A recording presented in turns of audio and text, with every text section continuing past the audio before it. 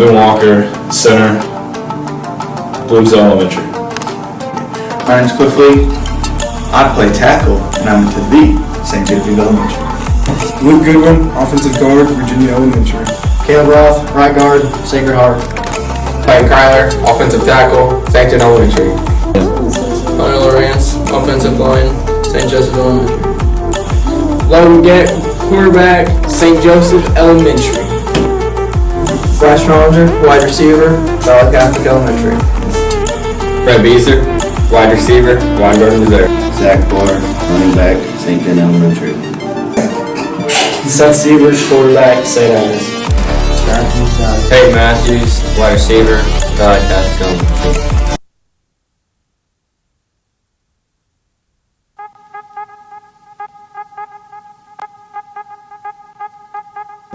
Luke Terry, Bloomsdale Elementary, defensive tackle. Bryce Trollinger, free safety, Valley Catholic Elementary. Jesse Kemper, outside linebacker, Bloomsdale Elementary. Kobe Hatfield, inside linebacker, St. Genevieve Elementary. Austin Bullock, inside linebacker, Bloomsdale Elementary. Anthony Nash, quarterback, Bloomsdale Elementary. Cliffley, defensive end, Weingarten. Evan Walker, defensive end, the Bloomsdale Elementary. Charles Finley, safety, St. John Elementary. Kyle Kiefer, quarterback, St. John Elementary. Caleb Roth, defensive end, Hillsborough. Dakota Arnold, defensive tackle, St. John Elementary. Christian Hale, defensive tackle, St. John Elementary. Clayton Kyler, defensive end, St. John Elementary.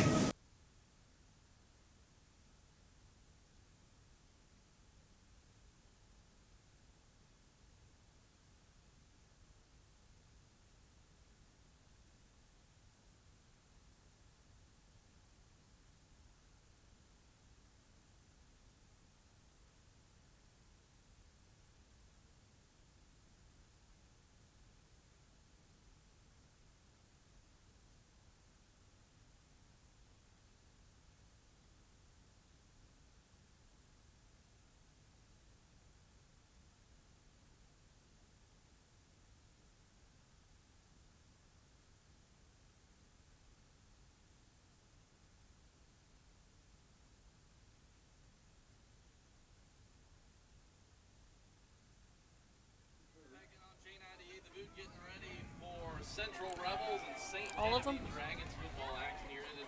Turn it up a little bit more. Do you want all of them turned up? That's perfect. Good evening, ladies and gentlemen, and welcome to Park Hills Central. As tonight and St. Genevieve, the number 2 and 3 seeds respectively. As you get a chance to look at the bracket so far to this point, tonight we've got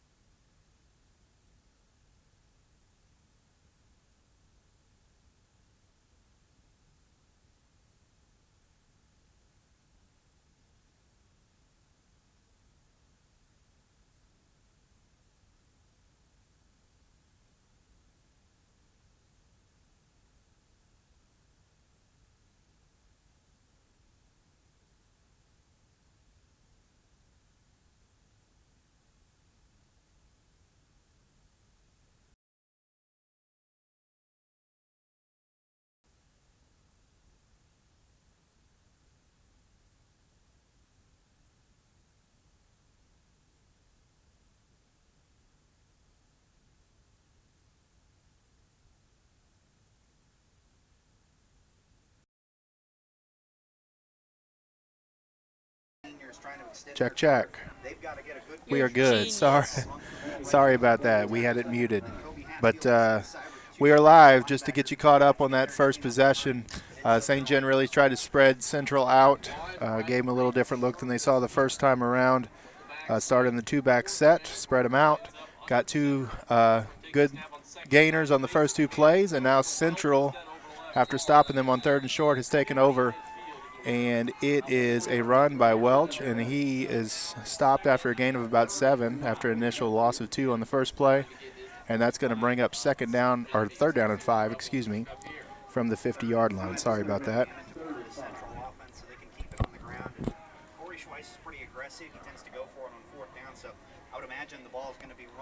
So we are now 2nd down and 5, long 5. Central comes out in a triple eye look with the sniffer back right underneath the quarterback, and he is hit immediately. There's the hand to Welch. Nice play there, young man.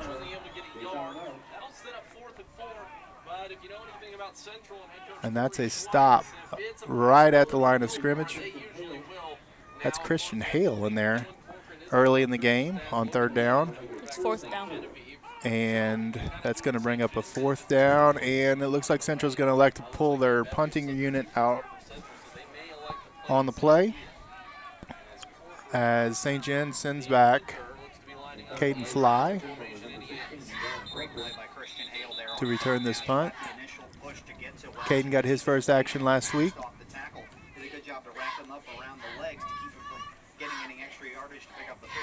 Big play by the senior defensive tackle for St. John. After Central got gifted great field position on the first possession of the game, now they're going to be punting. And we'll see what Central does here. 4th and 5. They are at midfield, so always in danger of a fake punt, but they do kick it away. It is a long punt, and it is fielded by Caden way back inside the 10, and he breaks away, and he's going to get about to the 14-yard line.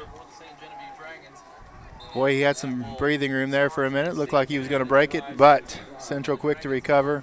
He does get about 7 yards on the return.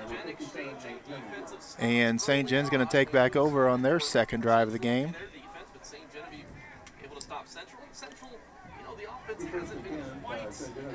And we ran down the offensive starters for you before the game. I think you guys all saw and heard that.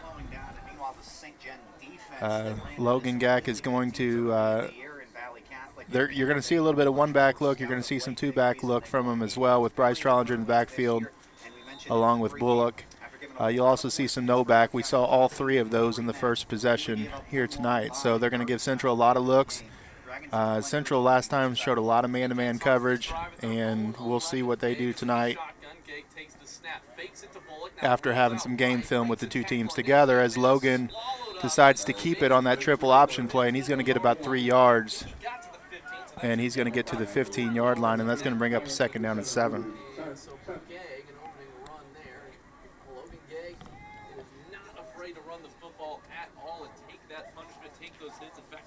We got a lot of comments, Molly, on our reflections in the window. They were not pleased that they were seeing us.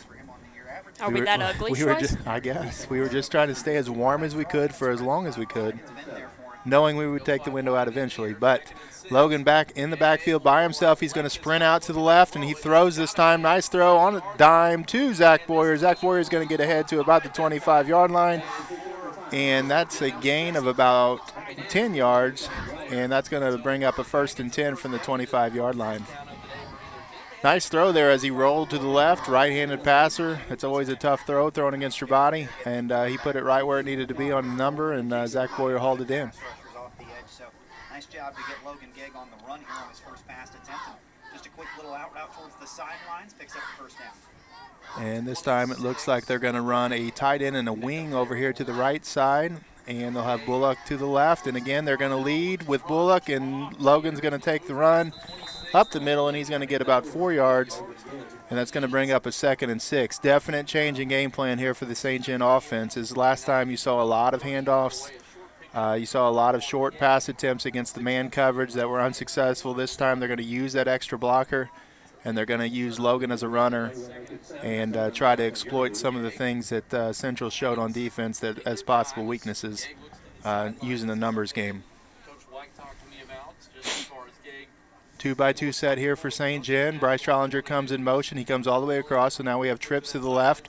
And again, we got a lead, and Logan Geck gets out to the outside, and he's going to get ahead for the first down again as he gets about 8 yards. And it's very apparent to see what St. John's game plan is here today. They are really going to try to exploit that man defense that Central's running. And the defense, they showed the entire game that they played last time. And they're going to keep Logan in as a runner and use that running back, in this case Austin Bullock, as a lead block and add that extra number to the box. A great two-way player for this team, a stud defensive end and a stud left tackle. The senior helping to clear the way there for Gegg to pick up that first down. Here's again motion as Kemper that's Zach Boyer goes in motion, and they're going to swing out to him, jet sweep, and he's going to get about 12 yards. Very patient run there, let that block set up on the outside, and Zach plants his foot and he cuts up inside behind that offensive line, and he gets 12 yards. Good job there by the offense. Great push by the lineman. Left side of that line, Caleb Roth and Clayton Kreitler did an excellent job really sealing that end, and Zach was very patient, letting them really establish those blocks and get their feet churning and getting those guys downfield. So good, promising drive here for St. John. First 2 plays of the first drive, very promising, only to be stopped on 3rd down. But we've seen 4 really good positive plays here. Geck sprints out, and he hits Zach Boyer, and Zach's going to go. He's at the 20, the 10, the 5. He's going to score a touchdown. Zach Boyer. And St. John, all at the beginning of the season, just struggled in the first quarter mightily coming out of the gates. In the last 4 weeks have really come out in the first quarter. They've been extremely successful and have just really pushed the tempo. And tonight, no different. As Logan Geck finds Zach Boyer, that's going to be a 52-yard pass, and Zach catches it at about 13 yards, and he runs the rest of the way as that, again, that man defense, it's a gamble for any defense. If you run it, you got to make sure you get to the quarterback, and you got to make sure you blanket those guys for the first 2 or 3 seconds. Central unable to do it on that play, and St. John burns them because when that man defense doesn't work, there's nobody behind. And now Mateus Lacerta, straight out of Brasilia, Brazil. What are you laughing at? Hits the PAT. And my weekly shout out to Marco and Claudia Lacerta. Listen to us in Brasilia. We still love your son. Every day in first hour he tells me how much he misses you. So he's still kicking PATs, doing a good job. Having said that, Mateus is back to kick the kickoff.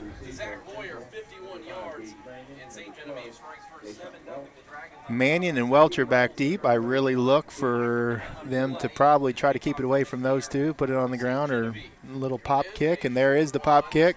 And it's going to be fielded at about 35, and it's fumbled! And it's picked up by... It's picked up, and then he is body slammed to the ground. Fumbled!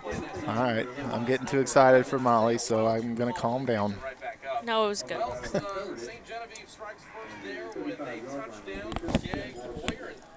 Is your brother in the red hat right there? Incredibly good drive there for St. My brother No, is that the is one. not him. My brother's the one wearing 85 layers. He is dressed as if he is living in the North Pole, building toys for Santa Claus. Oh, what's a top layer? It's a Park Hill Central coat, I imagine. Yes, it is. He's right there in the gray cap.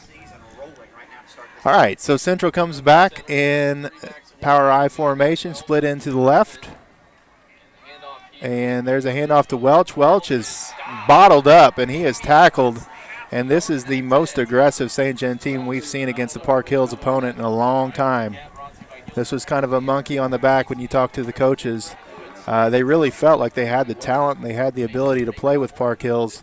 They were just worried that their kids would shut down when they saw the jerseys because Park Hills has just had their number over the years. But so far in this game, not looking intimidated at all as they stopped them first drive rather easily and stopped him here on the first play. Drove down the field on the last drive and punched it in. Here we got a fake pitch, and there's an out route, and that's completed, but immediately tackled. And again, that's St. John's game plan: keep everything in front of them, nothing behind, and really stack the box. So they're going to give that short passing play until Central proves that they can drive the field, doing just that for multiple plays in a row. As the White Hat looks like they called a penalty on St. John. I didn't see what the call was. Did you see what the call was, Molly? No.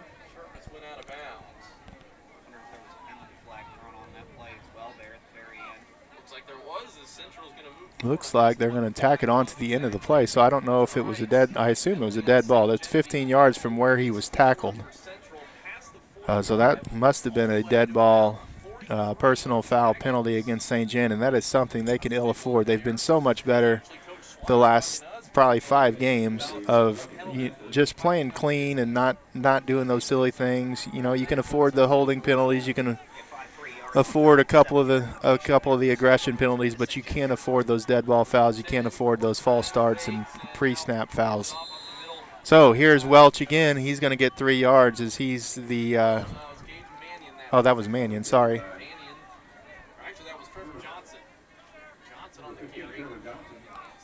Excuse me, it was Johnson. Strike 3. I'm out.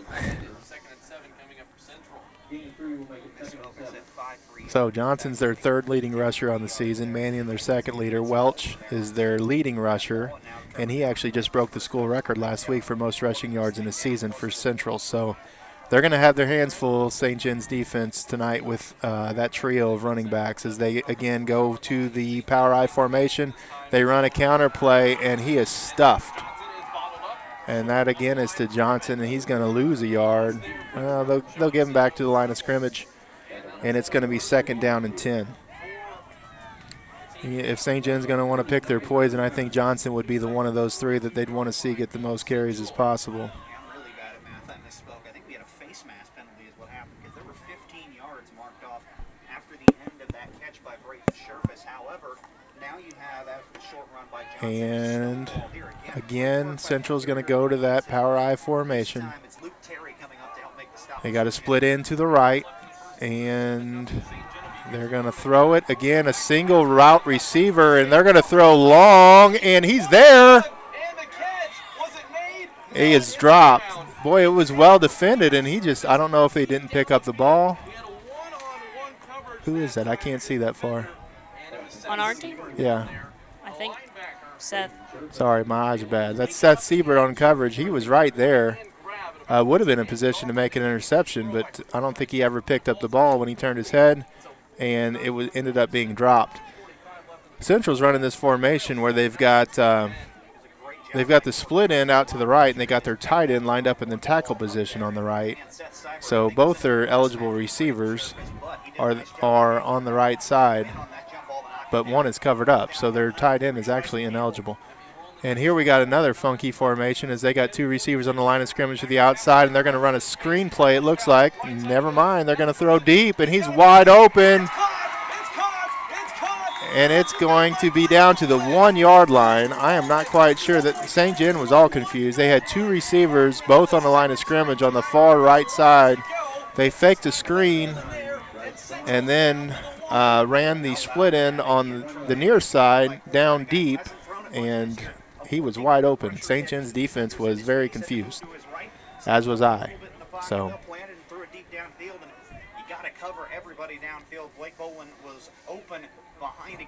everybody on St. John's defense was flying up expecting that screen pass to come. The defensive backs on the left side of the field were all confused, talking to each other, trying to figure out who was eligible, and now they're going to hand off from the 1-yard line. Mannion's going to get in, and that's going to make the score of the game 7-6.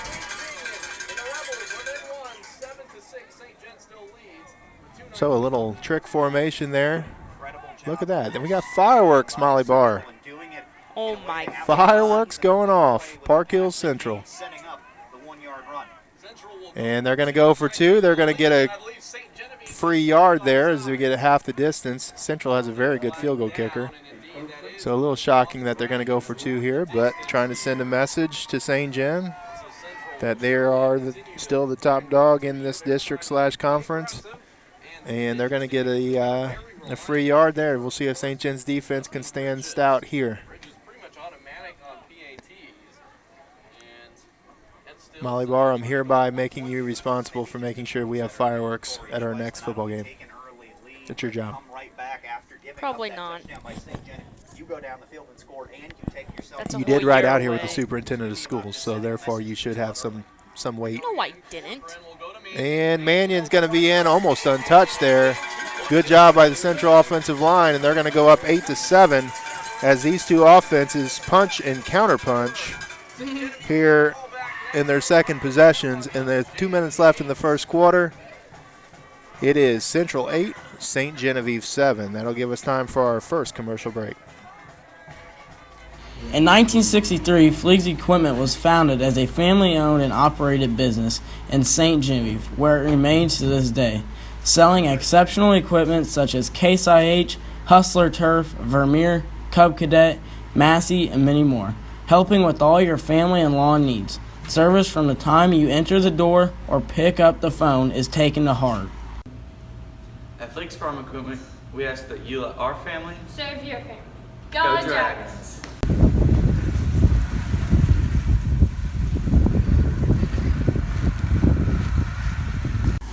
In 1963, Fleeg's Equipment was founded as a family-owned and operated business. And as always, we want to thank Fleeg's Farm Equipment. They've been a trusted sponsor for us for the 5 years now that we've done this program. Jason and Clarissa, always supportive anytime we need anything. And this year they've sponsored the Fleeg's Farm Equipment Player of the Game.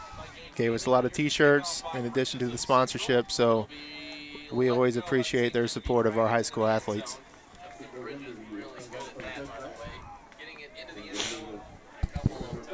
And that kickoff's going to go out of the end zone, and St. Jen's going to take over from the 20-yard line.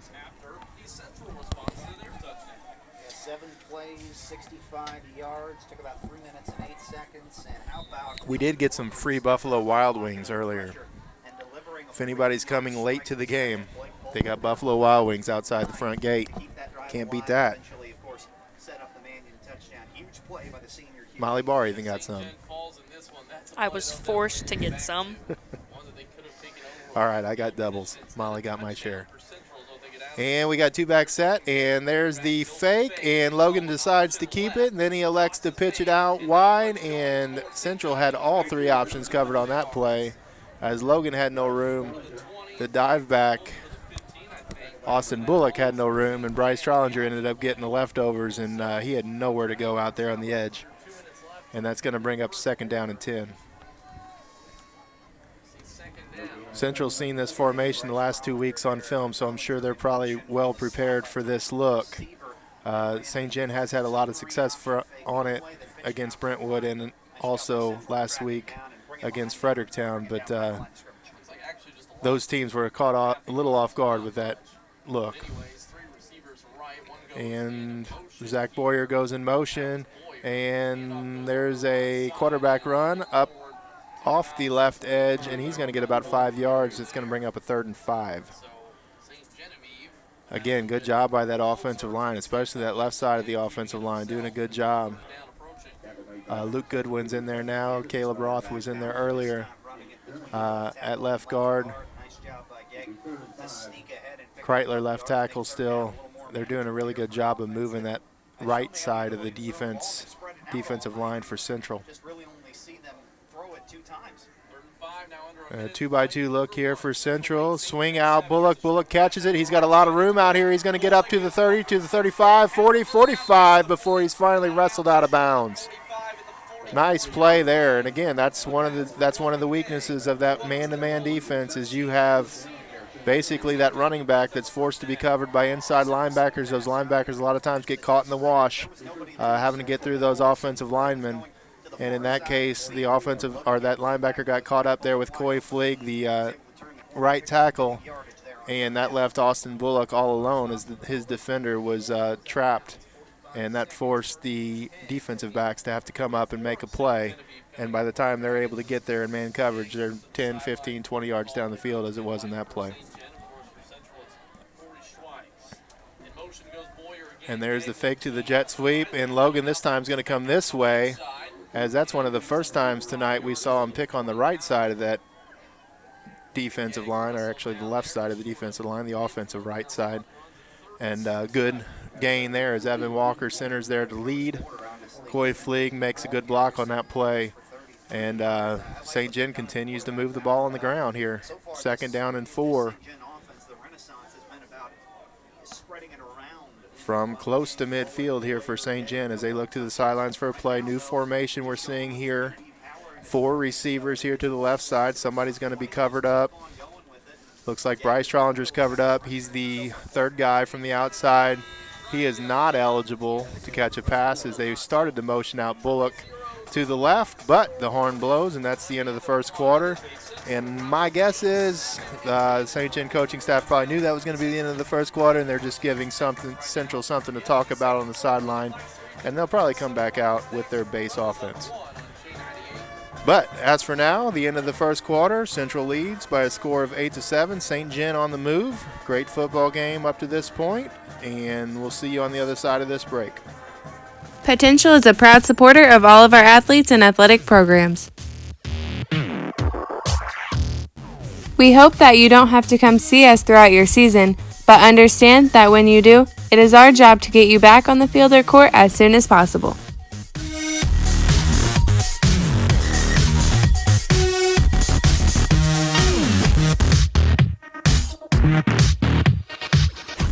We wish all of our community's athletes safety and success and look forward to continuing the positive partnerships we've developed with our schools.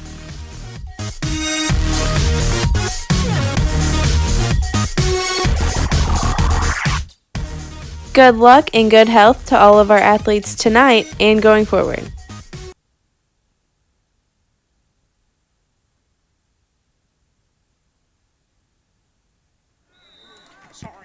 You're right. And we're back here at the start of the second quarter, taking over from midfield. Didn't even have to move the camera, Molly Barr. Did you forget my last name for a second? I did. I almost said Bell. And there's there's the motion back to the backfield. Bryce Trollinger ends up being a lead blocker on that play as he was motioning the opposite way. And Logan gets ahead for 3 yards, again going off the right side. So they're trying something new on this drive. Showing a little balance with their run game, going lefty and right. And that's going to bring up a 3rd and short, about 3rd and 3. As Logan takes a snap, nobody in the backfield with Logan. 2 to his right, 3 to his left. And we've seen a lot of Logan in the running game tonight. We'll see if they try to run Logan again with nobody in the backfield. Central keeping 6 guys in the box against the 5 receivers, so they are straight man-to-man coverage right now and daring Logan Geck to throw the ball as he fakes out to the right, and they elect to run the ball anyway. And I think we're going to get a face mask call there as Logan was kind of dragged to the ground by the face mask, and that's probably going to be a 15-yarder because that was a pretty blatant head twist there. Not intentional, but still dangerous as Logan's neck was twisted pretty heavily on that play.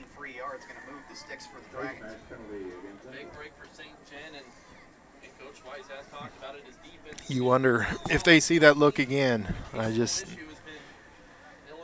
Inside run by the quarterback. Central is just daring them to throw the ball and maybe run a little rub route on the outside or something to free one of these receivers. But I mean, it doesn't take much space against the front like that in order to get an open receiver deep down the field. As we got motion, Bryce Trollinger to the left, and he's going to be, nice spin move by Austin Bullock, but that is a great play right there by Mannion. That is a great move by Austin Bullock.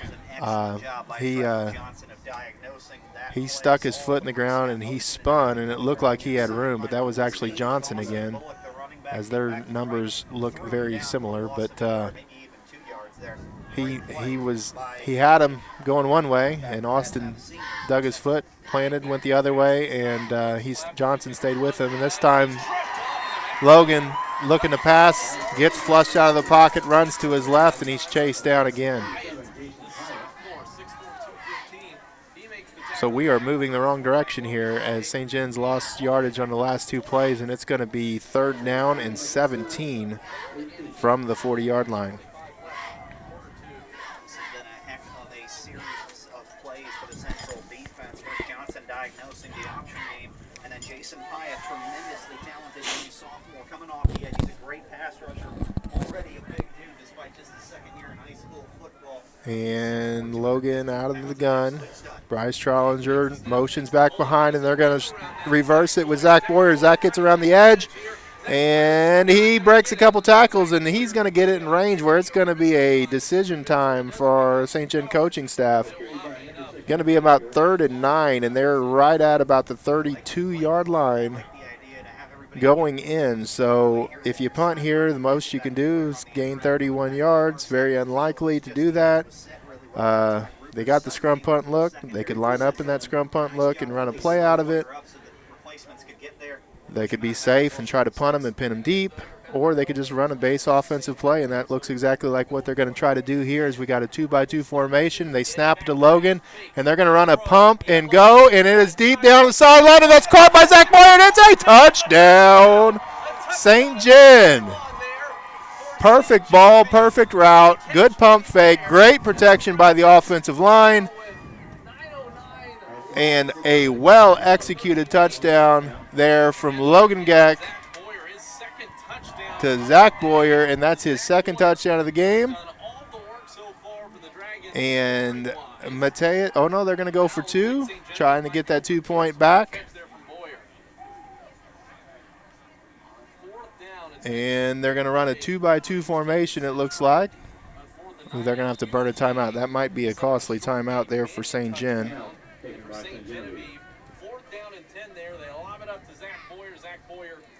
As it's going to be 13-8 as St. John prepares to go for 2. There's about 9 minutes left here in the first half, so still a lot of time. But this has been a very entertaining football game up to this point. A lot of offense after a couple 3-and-outs to start the game for both teams. We would like to thank several always for breaking out for the equipment in Lexington and St. Genevieve. Gateway Region YMCA in St. Louis, Gifford Lumber in Farmington, and also Gilser Mary Lee in Perryville. How about this start for Logan Gegg, making clutch passes in big spots? I would just like to give a shout out to my Lake Forest Estate neighbors. Todd Jokerst, Brad Hogemiller, Kayla Hogemiller, Angie Herzog, as it's still listed in my phone. Now Angie Jokerst. But thanks for listening. Appreciate you. As Logan takes a snap, and he fakes the run up inside, and he's going to keep it anyway, and he's going to go to the left, and he just barrels his way into the end zone, and that's going to be a 2-point conversion for St. John, and that's going to restore their 7-point lead, and it's going to make it a 15-8 ball game. St. John on top, 9 minutes, 9 seconds to go in the game, and with that, we'll take a quick break.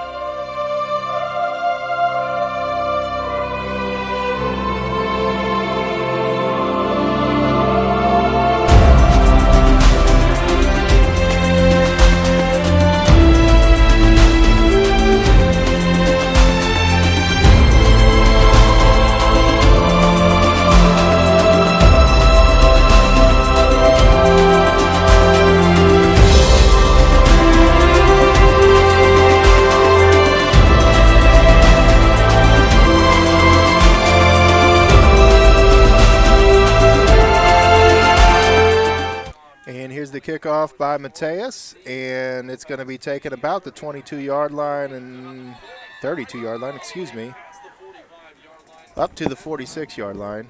And that's the danger when you try to keep it away from those deep guys back there. You got Mannion and Welch back there. You want to keep it away from them at all cost, and then you kick it short. You get a decent return of about 15 yards. The next thing you know, they've got really good field position regardless of the fact that you stayed away from those horses. So St. John's defense, another chance here to step up.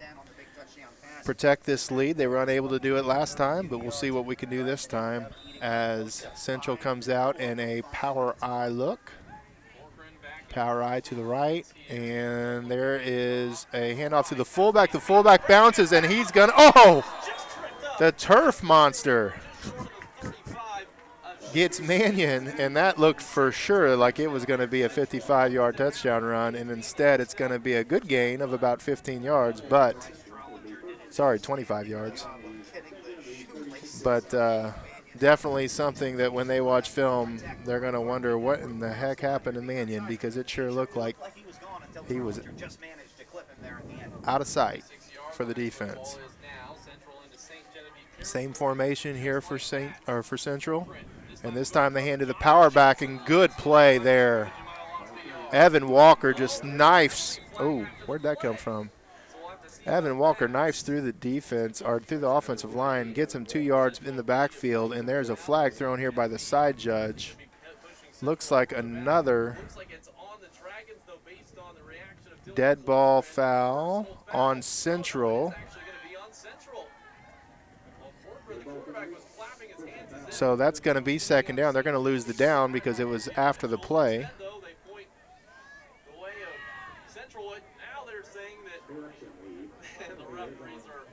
Hang on a minute. Are you kidding? Never mind. That's a 30-yard difference there in that call. Small mistake. But that call is going to be on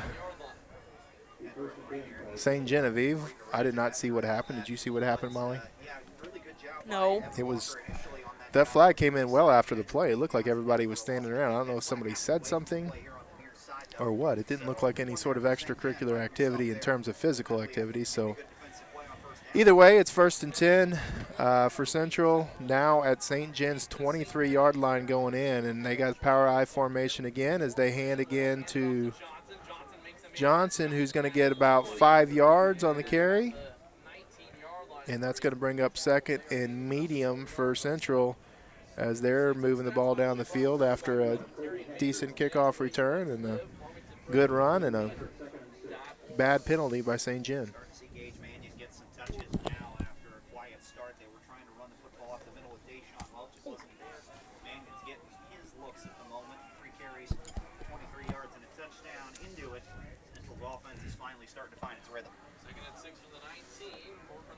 And here is the little counter pitch to Welch. Welch has the outside. He breaks a couple tackles. He's going to get pushed out about the 10-yard line. The crowd calls for a foul, but all he did was bump into him with a little momentum.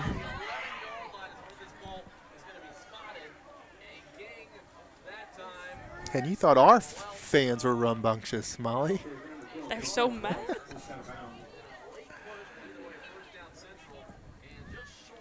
It's going to be 1st and 10 from the 11-yard line, just outside the 1st and goal area.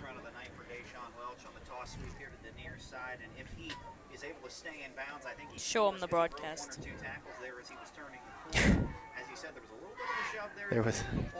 That was a very innocent play. I don't know what they were worried about, but anyway, 3 backs in the backfield this time in the stack I formation, and they're going to be drugged down there as Welch.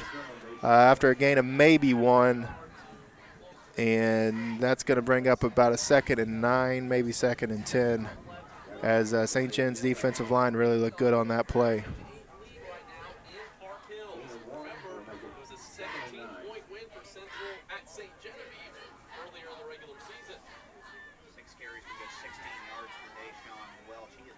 And looks like Central's got the same personnel, though this time it looks like they're going to come out in a little bit different formation as they got more of a wing position, and now they're going to motion out Welch. They got him outflanked there to the left side. You could see that play coming, and well done by St. John's defense stringing that out. And again, we got a flag coming in from the side judge. Looks like holding on the opposite side of the field. It's one of those things I don't know why they call it, but we'll take it. Had no effect of the play at all as the play was going the other way, and that's going to bring up a 2nd down as they decide to take the penalty, I think. They're still talking. They are going to march it back. So now it's going to be 2nd down and 18 from about the 21-yard line, it looks like. 22-yard line. We'll say 2nd down and 19.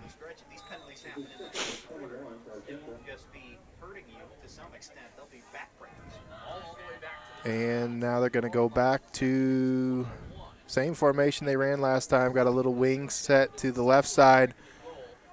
2 backs behind, and here we got the same motion again. They're going to be outflanked to the left. They shift over a little bit. They ran the fake off of it. You could see that coming too. And he is going to be pressured, and he is sacked, and he is way back at the 38-yard line, and it is going to be a 3rd down and 37. And there is no offensive coordinator in the world that wants this situation. 3rd and 37 from the 38-yard line.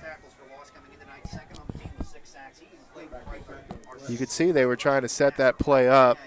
They ran the exact same formation 2 times in a row. The first time they ran it to the strength of the formation, had them outnumbered, but St. John was able to bounce and recover, throw them for a short loss, got the holding call on top of it, and then this time they ran the same formation, faked the same play, and then tried to throw to the backside, but St. John was having none of it as they pushed through the line of scrimmage quickly, got to the quarterback, and the defensive backs did their job of holding long enough to keep that receiver at bay. With that, we got a timeout on the field, and that'll bring us to a commercial break. Instinct is a powerful force. A whitetail assesses the world in ways we can only imagine, and nature will dictate the routine. So we become humble students of this creature, evaluating its every move, hoping we can be in the right place at just the right time. Well, stop guessing and start thinking like a whitetail. Utilize the science behind nature and instinct to forecast their patterns to determine deer movement before it happens. No matter where you hunt or where the next adventure takes you, get ahead of your game with DeerCast. Instinct is a powerful force. A whitetail assesses the world in ways we can only imagine, and nature will dictate the routine. So we become humble students of this creature, evaluating its every move, hoping we can be in the right place at just the right time. Well, stop guessing and start thinking like a whitetail. Utilize the science behind nature and instinct to forecast their patterns to determine deer movement before it happens. No matter where you hunt or where the next adventure takes you, get ahead of your game with DeerCast. Instinct is a powerful force. A whitetail assesses the world in ways we can only imagine, and nature will dictate the routine. So we become humble students of this creature. Try to go deep, and it was in and out of the hands. They almost converted that thing. That was almost a first down and without a touchdown. Utilize the science behind nature and instinct to forecast their patterns to determine deer movement before it happens. No matter where you hunt or where the next adventure takes you, it was not. Get ahead of your game. Unable to come down with the ball, and now Instinct is a powerful force. A whitetail assesses the world in ways we can only imagine, and nature will dictate the routine. In the last game, so we become humble students of this creature, evaluating its every move, but hoping we can be in the right place at just the if right they time. were just able to get out the back of the end zone, guessing and start thinking like a whitetail. Utilize the science behind nature and instinct to forecast their patterns to determine deer movement before it happens. No matter where you hunt or where the next adventure takes you, get ahead of your game. And there is not a great punt there as it bounces. They are going to get a good bounce as it's going to bounce out and nature will dictate the routine. So we become humble students of this creature, take over evaluating its every move, of the game hoping we can be in the right place at just the right time. From stop guessing and start thinking like a whitetail. Utilize the science behind nature and instinct to forecast. And I apologize, we missed that long pass as we had something running in the background. Thanks, Molly. I got it on camera. She was doing her job, I wasn't doing my job. Only missed one real play there. No yards gained. And here's Zach Boyer going to the motion to the left as they run the counter off of that. And they hand to Bullock. Bullock shifts and dances in the backfield, but unable to get anywhere as Central's defensive line was up to the task, and he's going to lose about 2 yards on that play, and that's going to bring up a 2nd down and 12.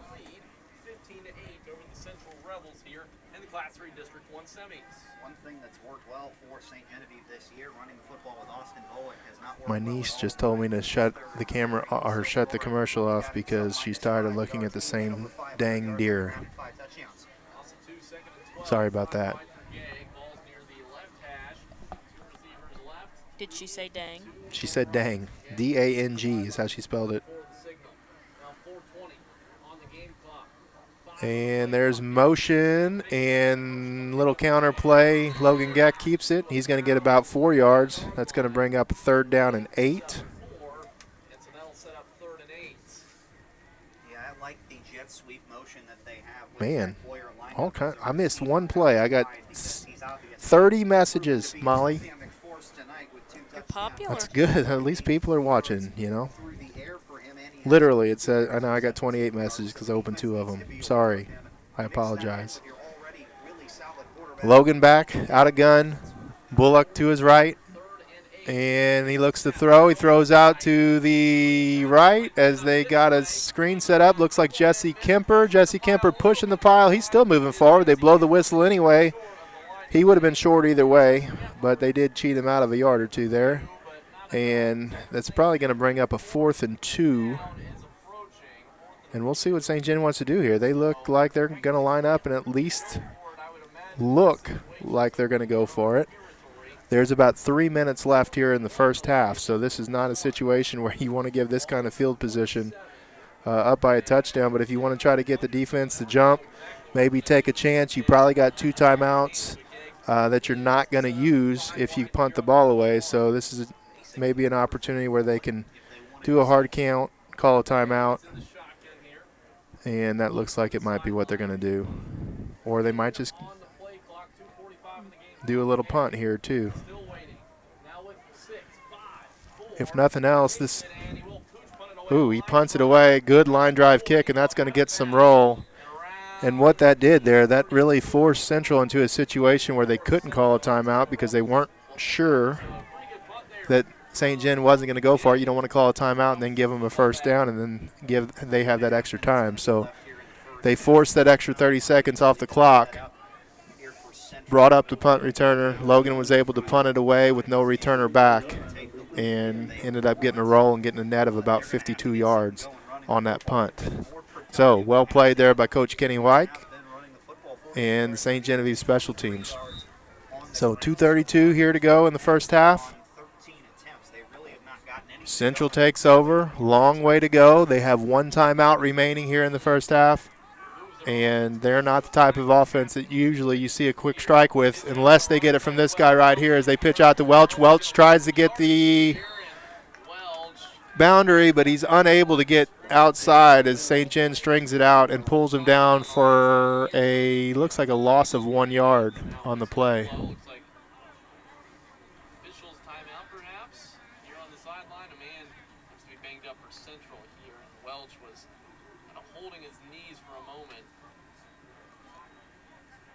And Evan Walker was down on the play for St. Genevieve. Central and St. John playing here to a 15-8 results to this point. We'll take this time to thank a few sponsors with 2:41 left in the quarter. And they're checking him out over there. On the field. I'd like to thank Hearing Care Partners in Farmington, Home Pools and Spas. Evans, an important player for St. John's defensive and offensive lines as he plays center and he plays defensive tackle. Very quick, very athletic for a lineman. Probably one of the fastest players on the team, even though he plays defensive and offensive line. He is Molly, you know what he runs in track? I think he's a sprinter, isn't he? I think he's 110 hurdles and I think he's also part of a pretty good 4x1 team as well. So a very good athlete is Evan Walker, and he's coming over to the sideline. He's ready to rock and roll, looks like to me. He's going to have to sit out at least 1 play, but he's ready to come back in, I believe, as that forces the clock to stop. 2 minutes and 21 seconds gives Central essentially a free timeout, but at 2nd and 11, they may not want that timeout here. If they can't get a positive play on this play, they're going to be kind of backed against the wall, and St. John's going to be in a situation where they might want to think about using their timeouts. Central's going to drop back to pass, and they've got a man wide open, and he overthrows him. Just overthrown approached the man. He's got the speed to get there and overthrown at about the 40 on the other side. That was dangerous. Welch coming out of the backfield wide open there. And Welch is a hard guy to overthrow. He's pretty fast. But they found a way, and that brings up a 3rd down and 12. A missed opportunity there for Central here in the second quarter of this game. So far, there's more pass-heavy games of his young career, or rather this season at least, 2 for 5 for 48 yards. That might be one that Coach Schweiss looks back on if they can't pull this one out. 3rd and 11 after what should have been a touchdown for the Rebels. Fortman back there claps his hands. And there is the handoff. Oh, boy. Johnson just trucked somebody. Who was that? Slowed him down. Did his job. But there is a flag on the play.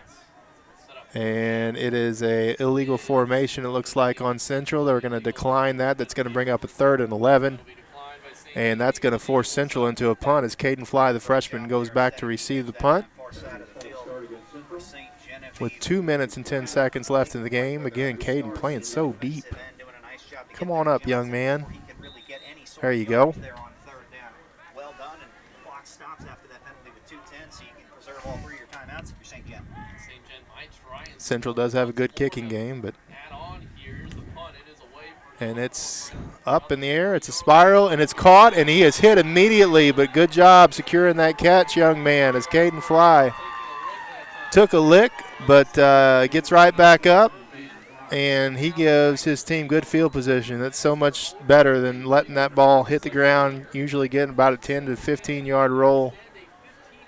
Something we've seen all year with St. Jen's punt returners. They brought this freshman up knowing that he was fearless catching punts, and that's exactly what he proved right there on that play. He does have the option to do a fair catch, though, save himself some ribs, but obviously no fear in that young man. And there's the motion. Looks like an illegal formation this time by St. Jen, and he's going to have a wide open receiver. Brett Beeser's going to score, but I think St. Jen had 2 people in motion at the same time. They tried to shift and then run motion, and I don't think they finished the shift before the motion started, and that is not legal. And that's going to bring the ball back 5 yards, and that is a big play as they had Boyer on the reverse. And with the game that Zach Boyer's been having, Central obviously keying on him, they just flew up, and Brett Beezer just walked behind that defense and had 20 yards between him and the nearest defender. But it is all for naught as St. Jen unable to get their formation squared away. And it's going to be 1st down and 15 now from the 35-yard line. Boy, that play was set up perfectly if they would have just waited a little bit on that motion. And now they run the option. Oh, and Logan pitches it, and it's going to go out of bounds.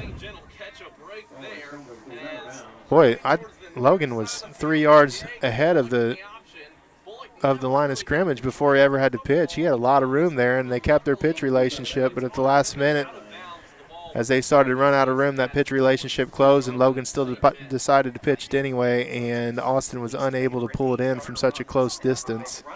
But they catch a break, and that ball rolls out of bounds. Now, I don't think that ball should be spotted there because you cannot fumble a ball forward if it's never possessed. So we'll see if they try to move the spot. I think that's what Central's asking for here. And they decide to keep it where it is, much to the dismay of the Central coaching staff. That's a difference of about 7 yards because that ball rolled straight forward before it went out of bounds. And now Geck sprints out, and he throws to the right, and that ball is dropped. And that's Trollinger, usually very sure-handed. Bryce Trollinger dropped that ball. And that was a situation, would have brought up 3rd down and probably 2 or 3. Probably put you in a situation where you're in 4-down territory. Now at 3rd and 7, you want to get at least probably 4 or 5 yards in this play before you think about going for it in this situation with only 1:38 left on the clock. Last thing you want to do here with a 7-point lead is give Central a chance to get the ball back in good field position. You punt it, you pin them deep, and chances are with their offense, they're not going to be able to bust too many big plays against you. As Gegg gets away from the rush, and it is knocked down, as we've got a lot of deflected passes this year. So, and looks like 4th and 7, I would think they're probably going to punt this away in a straight punt formation, not take any chances. The edge is what forced Gegg out of his rhythm there in the pocket, had to roll here to his right. Nearly had a guy downfield. Martin just did a nice job as the reinforcement to get there and back his pass away. There's the punt, and it is away, and nobody back to receive it for Central, and it's going to bring up a 1st and 10 from about the 17, as that is a safe play by both teams. Central not taking any chances with the punt fake, and St. Gen not taking any chances going for it on 4th down. Both teams looking to go into halftime here, most likely with a 1-possession game. It'll be Central, who has shown a willingness tonight, perhaps more than any point this season, throw the ball a little bit. It'll be a question of, can they make something happen downfield? Last drive they had Deshaun Wells there. And Central's going to come out in their base wishbone formation, or a variation of such. Looks like they got a guy over near the wing position. Motion, overloading that right side of the formation again. They're going to pitch it just like they did earlier. That's got to be a hold, and there it is. I thought for a minute they weren't going to call that after the one they called earlier. They have to call that one. And that's really going to back up Central. We'll see. St. Jen's got 2 timeouts here. They may try to use their timeouts at this point. There's 1 minute and 18 seconds left. If they use their timeouts, they could get the ball back with about 25 to 30 seconds, depending on how Central manages the clock here. So I really would look, if depending on how many yards Central gets here, of course, Coach Kenny White's got to think about using those timeouts if this is no gain or short gain on this play.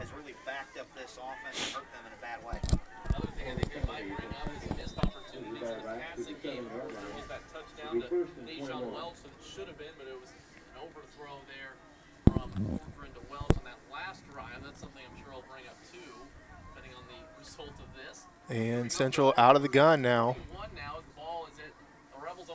And we got motion, jet sweep, reverse. I don't know what we got. Double reverse. And Welch ends up with the ball, but he's only going to get about 5 yards. And a lot of razzle-dazzle for not much on the end. He got, I guess, about 8 yards. But odd time to use that play. But looking for a big play, take a chance. And with about 50 seconds left here in the first half, St. Gen elects not to take their timeout. I'm sure if they don't give up yards on this play, they in a situation where they almost have to. 10 on the shot clock here. Game clock, sorry.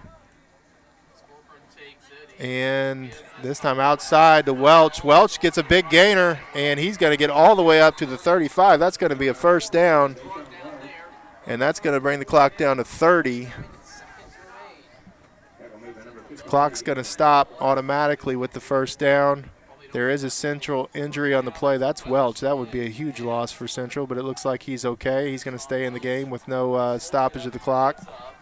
I'm not sure why the clock isn't running. Run clock. Run clock. It's running. It took about 10 seconds. But they elected to keep Welch in the game. They spotted the ball, and then they just waited for Welch to get back to the huddle. But 15 seconds left in the first half. There's the handoff to Johnson. And he's going to get 4 yards, and that's going to take us to the end of the first half, and that's going to be a 15-8 St. Gen lead. Totally different ball game than the first time these two played. I think both teams, both coaching staffs knew going in it's going to be a lot different. St. Gen, a different-looking team the last 5 weeks of the season, and these two teams battle for a right to go to the district championship game next week, most likely at Kennett. Kennett's up 16-0. in the first half. Just real quick rundown before halftime. We got Cape Central up big over Hillsboro. Valley Catholic big over Malden. Farmington shutting out Festus at this point. Kennett shutting out Potosi. And that's about it. Not as many games this week as half the teams were eliminated last week.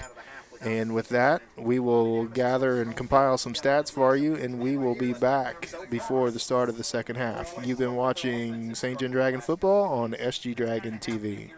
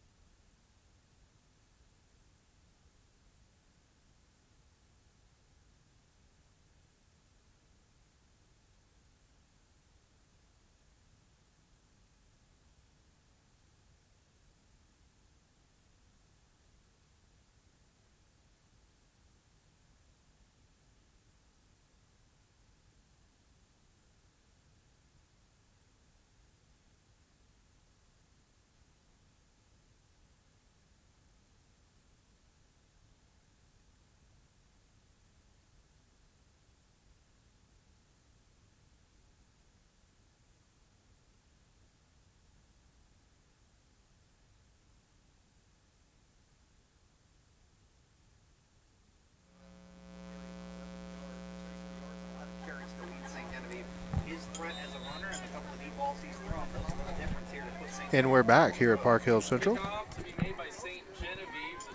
And Mateus Lacerda kicks. Little pop-up kick, and that's fumbled, and that is recovered, it looks like. Doug Boyer, Jacob Boyer recovers the kick. And Doug had a lot of big plays in last week's game, big tackles as the backup inside linebacker, and this time Doug comes up with the little pop-up kick recovery, and St. John gets a huge break to start the second half as they'll take over 1st and 10 from the Central 42-yard line.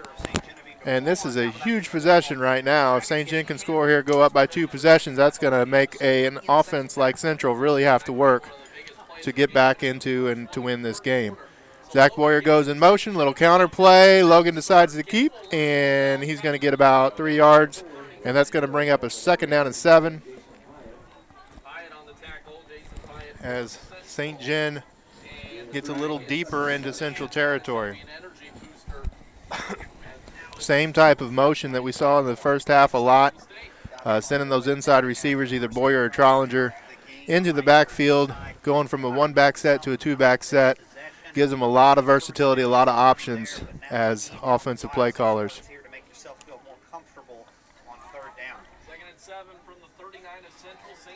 And Logan gets it out of the shotgun, and he keeps it, and he is wrestled down, hog-tied, and ripped to the turf.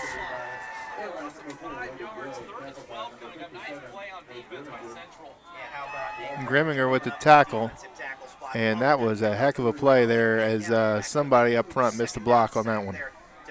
He came straight in from the defensive end position, untouched, and that was either a bad read by Logan or a missed assignment there by the left tackle. Here it comes for St. Genevieve. Gag back there, joined by Bullock, and it also looks like Bryce Trollinger to his right, Bullock to his left.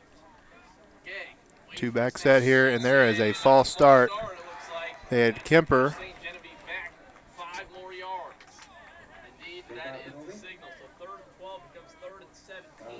It's going to be 3rd and 17. That's actually Boyer over there on the right side. He got off to an early start, and so did Bryce Trollinger in the backfield. So I don't know if there was something different about that cadence or what, but a couple of the skill positions were off on their timing.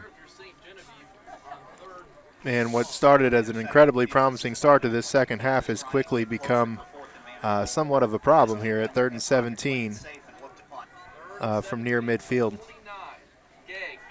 Logan pumps again, penetration. He's going to tuck, he's going to run, he's going to get up to about the 42-yard line, close to the original line of scrimmage. And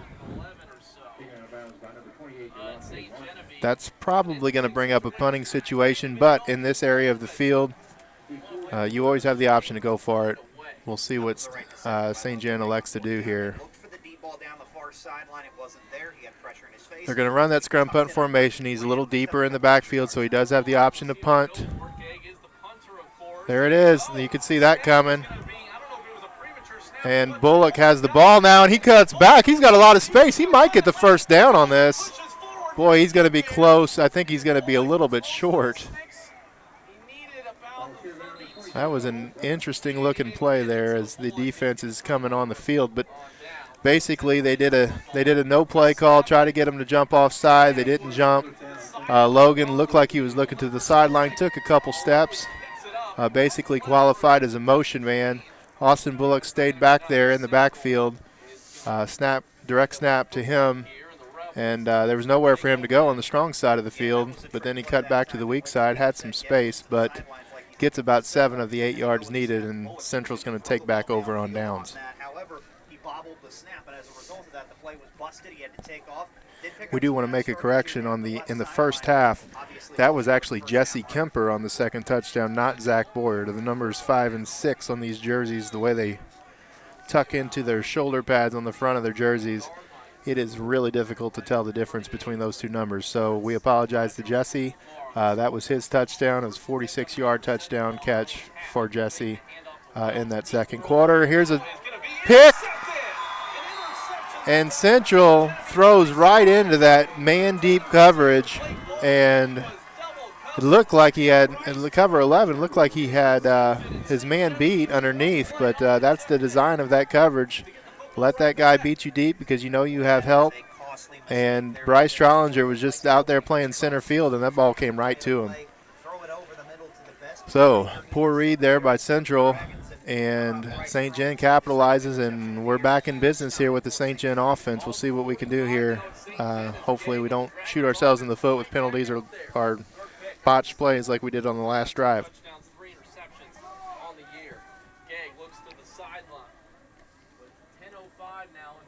Two backs, flanking Geck. And they're going to ride the handoff. They're going to keep it. Logan's going to throw it. He underthrows pretty badly. And again, I think it's Boyer, maybe Kemper. It's hard to tell the difference. Is that 6 or 5 over there, Molly Barr? 6. Well, yeah, they got the step down the sideline, and Zach Boyer has obviously been a big play threat so far tonight, but that time, as you said, so now they're going to go back to no back, it looks like. If you're the Central defense, you desperately That's tough for a defensive coordinator. You're seeing a lot of different looks. Some 2 back, some 1 back, some no back. And here they go. Looks again like they're going 0 coverage, nobody deep. Oh, my gosh. St. John's got 2 guys in motion. Yeah, that's a play where, as a quarterback, you just want to get down. Nobody needs to get hurt on a play like that. Miscommunication there. Both sides thought they were the ones supposed to be in motion. It looked like a USFL play as both motion men were converging on the middle of the field as the ball was snapped.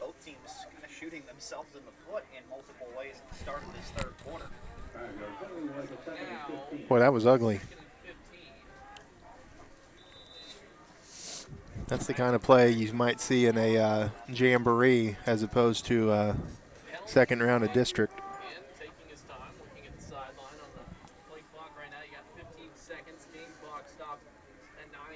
And here we go, Boyer in the backfield this time, and the fake the jet sweep. Logan Gack up the middle. He's going to get about 4 yards on the play.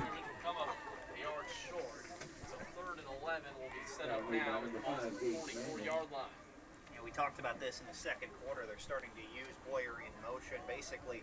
Some team stats from the first half. St. John out first downed Central 12-7. Average 4.5 yards per play to Central's 2.4. 5 for 7 passing for Logan, 119 yards. 2 touchdowns, obviously, 1 to Boyer, 1, as we mentioned, to Kemper. And a very balanced running attack with Logan getting the majority of the carries. So St. John's really changed it up from their game plan in the first game between these two. Now they they give it on the jet sweep to Boyer. Boyer is able to turn the corner.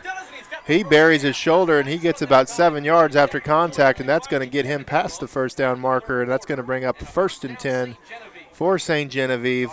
At about probably the 40-yard line. We'll see where they want to spot it here. 42-yard line they'll give him. And they've used that motion a lot as a decoy, and this time they elected to give it to Zach, and Zach was able to get the corner before contact. So 1st and 10 for St. John. Again, they bring that motion in. This time they fake this sweep to the other side. Geck keeps it. And he's going to get about 4 yards as they start to sort of wear on this Central defensive line.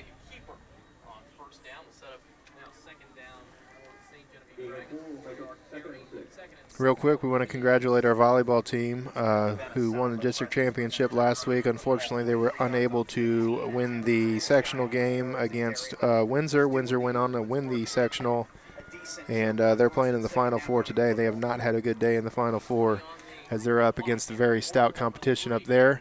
Oh, and there's a bad snap, and Logan able to scoop it up. It's a screen pass. He still gets it to Bullock, but Bullock is not going to get back to the line of scrimmage. He's going to get stacked about 5 yards back. And not a very crisp-looking play there as that snap came. I don't know if it came a little early or was just that off the mark. It was hard to tell from this angle, but it looked like it was to Logan's right. and it also looked like Logan wasn't quite ready for it. But they did have a screen set up, so the play was still there, but it was about 5 yards back further than it was probably anticipated to be. I didn't get on camera. It was too ugly. Molly didn't get it on camera, but it was because it was too ugly, she says, and it was ugly. You didn't miss much on that one, folks, as Logan keeps it, runs to the left, and he's going to get about 3 yards, and that's going to bring up a 4th and 10. This is almost the exact same situation we had earlier when they tried the direct snap to Bullock, where Logan was looking to the sideline. And again, we're in that situation where you don't know what to do if you're a coach. No right, no wrong answer here. You just got to go with your gut, and it looks like they're going to go for it here. And they're going to fake the screen, and he's going to pass. Boyer is out there, and it's interference, and they're going to call it. It looked like he drug Boyer's right arm down, just kind of raked it at the last minute right before the ball got there. And that's going to be a pass interference call. He looked like he was in good position at the last minute, just decided to reach out, grab the little wrist forearm area, and sort of pulled it away from the ball right before the ball got to the receiver. So it looked like it was going to be a completion, but had the defender just turned his head and went for the ball instead of the arm, he probably would have been successful in breaking that pass up. So that's going to be a 15-yard penalty. It's not a spot of the ball foul in high school football.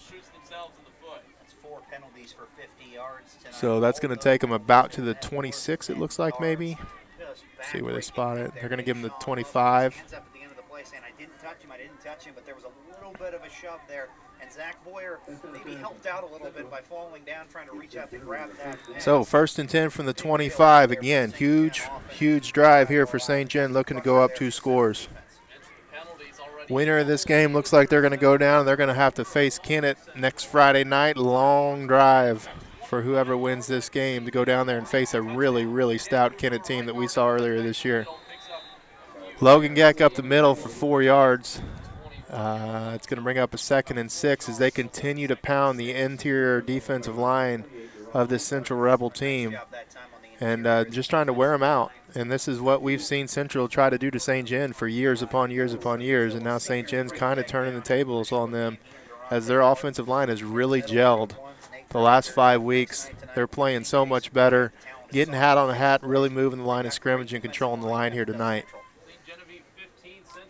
Zach Boyer in motion. They fake to Zach on the jet sweep. Logan keeps it. He goes out to the left. He is at the edge. Looked like he was going to turn the corner and get in the end zone, but he's unable to do it. But he gets about 8 yards on the play. That's going to bring up a 1st and 10 from about the 13-yard line as St. John continues to move the ball on the ground against this Central defense. They have really controlled the clock in this game, and that's something that St. John has not been able to do against Central for years. So, looks good here for St. John's offense as they got a 1st and 10 from the 12-yard line. Beezer and Boyer over here to the left side. Trollinger and Kemper over to the right side. Trollinger comes in motion. They hand to Bullock. Bullock up the middle, full head of steam. He's going to get about 5-6 yards on the play. Good 1st down yardage. And that's going to bring up a 2nd down and 5 as, again, we have a late flag. And this time I think it's going to be on Park Hills.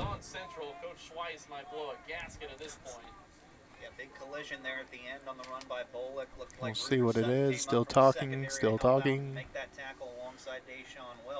Still talking. Apparently some extracurriculars there at the end of the play. St. John offensive lineman. That white hat is, he's dressed pretty warm, it looks like. We got an unsportsmanlike penalty on Central, and that's going to be a half the distance to the goal. And we'll put St. John right at the 1st down marker, and I think that'll give them a 1st down.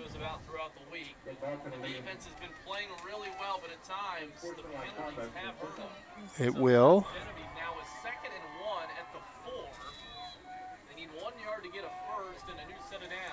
So it'll be 1st and goal from the 4-yard line. And There's the handoff inside, and Bullock is going to be stacked up right near the line of scrimmage, maybe a gain of a yard, not much more. Good play there by the interior defensive line of Park Hills. And St. John down there on the goal line knocking on the door. Central's really going to stack the box here, make them either beat them outside or in the passing game. And St. John elects to counter that by emptying out the backfield. They bring Boyer across. They fake. Gegg going to go in pretty much untouched.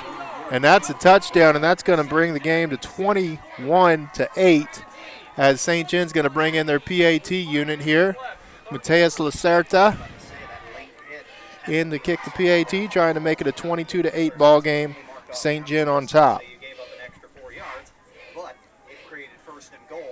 And those of you watching at home, you are missing a very, very, very cold football game, however entertaining. And that's a bad hold there. Logan just dropped the hold. Excuse me. And Mateus decided to kick it anyway, and Logan almost lost several of his fingers on that as he was trying to recapture the ball while Mateus was in the act of kicking. So it'll stay 21-8. My charger is screwing up. It's not even charging my phone. It's like saying it's charging, but it's not actually charging. So I'm about to 21-8 as Mateus goes back to kick. Central's kickoff return team coming onto the field, and St. John is fired up over there on that sideline. It's so cold I can't even hardly breathe anymore, Molly Bar. It's a little dramatic. It's tough. It was about 23 degrees at game time, and I'd imagine it's probably about 15 degrees now. And if it's not, it feels like it.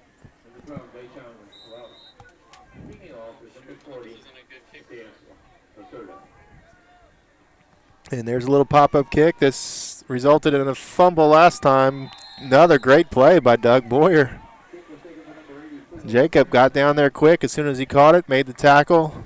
But with that being said, they still get the ball at the 42-yard line, so good field position for Central. You really give up a lot on that kickoff by trying to keep it away from those deep guys. So even when those deep guys are as explosive as they are, it really burns you by not giving your kickoff team a chance to cover them. But a risk is a risk one way or the other. This time they send Welch out in motion. They try to outflank him on the left side. Kreitler had him tied up there, but he was able to get away. And looks like Boyer's out there playing defense now, spelling Kobe Hatfield maybe. Spelling Austin Bullock, sorry. And he gets the tackle this time on defense instead of special teams, and it's going to bring up a 2nd down and 2 for Central as they come out in a split back look with a wing to the right. Again, they try to outflank him, this time to the right side. They're going to give that pitch, same play the other way, and this time Welch is stacked up. He's going to lose 2 yards on that play as Evan Walker is there, Jacob Boyer is there, Seth Siebert is there, and that play was going nowhere as they aggressively came up on that. Now you wonder if they're going to try to run some sort of play action to the strong side. We saw them run the play action to the weak side off that formation. They got everybody flying up now. I wouldn't be surprised to see some sort of pass play going to the strong side out of that same formation, either to the left or to the right. And here it is. There, you're going to stack it to the left, and there is a little reverse play, counter play out of there. Mannion, whoo, shifty little run there. Man, he is not big, but he is quick, and he is strong, and he is nimble. That is a great run there by that young man, Gage Mannion. And that's going to bring up a 1st and 10 as that guy does not want to see his career end tonight against St. John. A lot of seniors in this game on both teams. And there's a lot of heart and a lot of pride on the field right now. And nobody wants their season to end, especially to their opponent that they're currently playing. These two teams have gone toe-to-toe a lot of times over the years. And neither team wants to go out with an L to the other. And there's a handoff to Mannion, and he spins his way, and he's still leaning forward, and he's going to get about 5 yards. So another good run there by Mannion.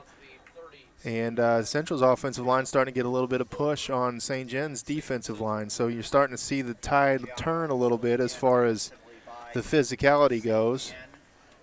And we'll see if St. John can do something to reverse that momentum.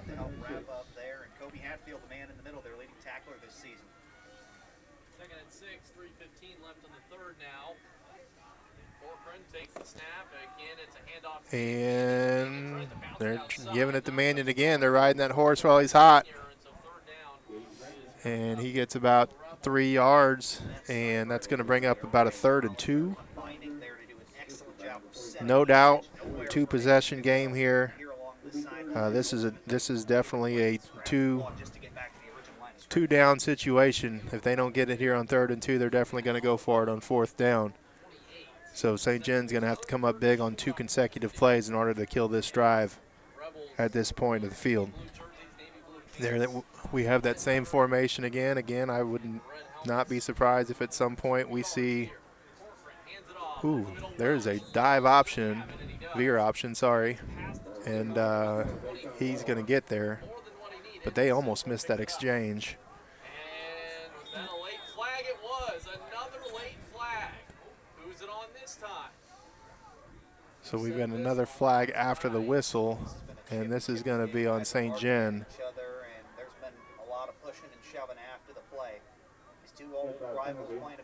And it's going to be half the distance to the goal, so that's going to take it down to about the 12-yard line, as that's the 4th 15-yard penalty we've gotten tonight of these two teams combined. These have been in critical times and critical situations, and Clayton Kreitler coming out of the game getting an earful from the coaches. I can only assume that that's probably Clayton's infraction on that play. And now we got an unbalanced line coming here. Excuse me, not unbalanced line. We got a wishbone formation. Mannion in the tail this time, and Mannion, he bounced and bounced and bounced 3 different times, and finally he is just brutally tackled out there on the outside. There was a great opportunity for him to bounce it outside along the far side of the field, but Brent Beezer did a tremendous job of wrapping him up and making sure. And Welch back in the game. He's been out for a while, and he was a little bit nicked up over here on the sideline earlier in this quarter, and he's been used sparingly since then, but now he's back in the tailback's position. Welch has, I believe he started 15 games in his career, and he has ran for 100 yards in 14 of the 15 games. And he is thrown for a loss here, a loss of about 6. The only game he did not run for 100 yards was last year against St. John, and that tells you, even though that game wasn't all that terribly close, these two teams know each other well, and they know each other's tendencies, and when you play each other as much as these two teams play each other, it's hard to have one kid be the dominant player game in, game out, game in, game out, and you just don't see that in rivalries like this, and for whatever reason, Welch is unable to find his rhythm against St. John.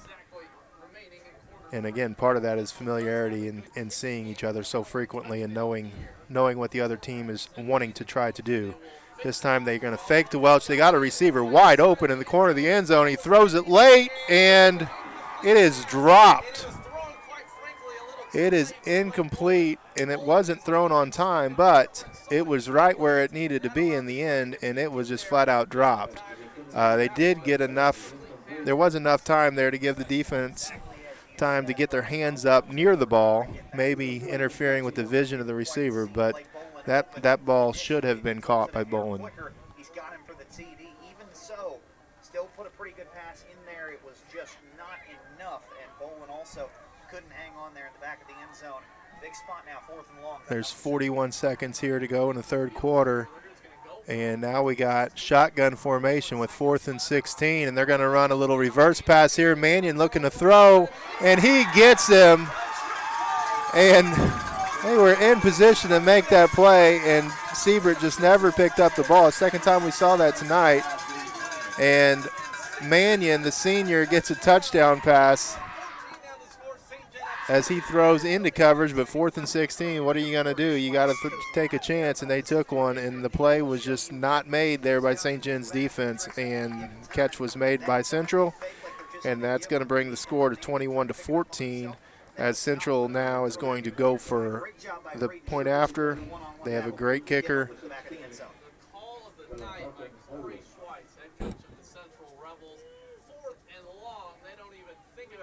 And here's the snap, hold, kick, up, good, and it's going to be 21-15, so it's now a 6-point game with 35 seconds to go here in the third quarter. How about I change that quarter for you, Molly? Said first quarter the whole game. Where are you at on that one, buddy?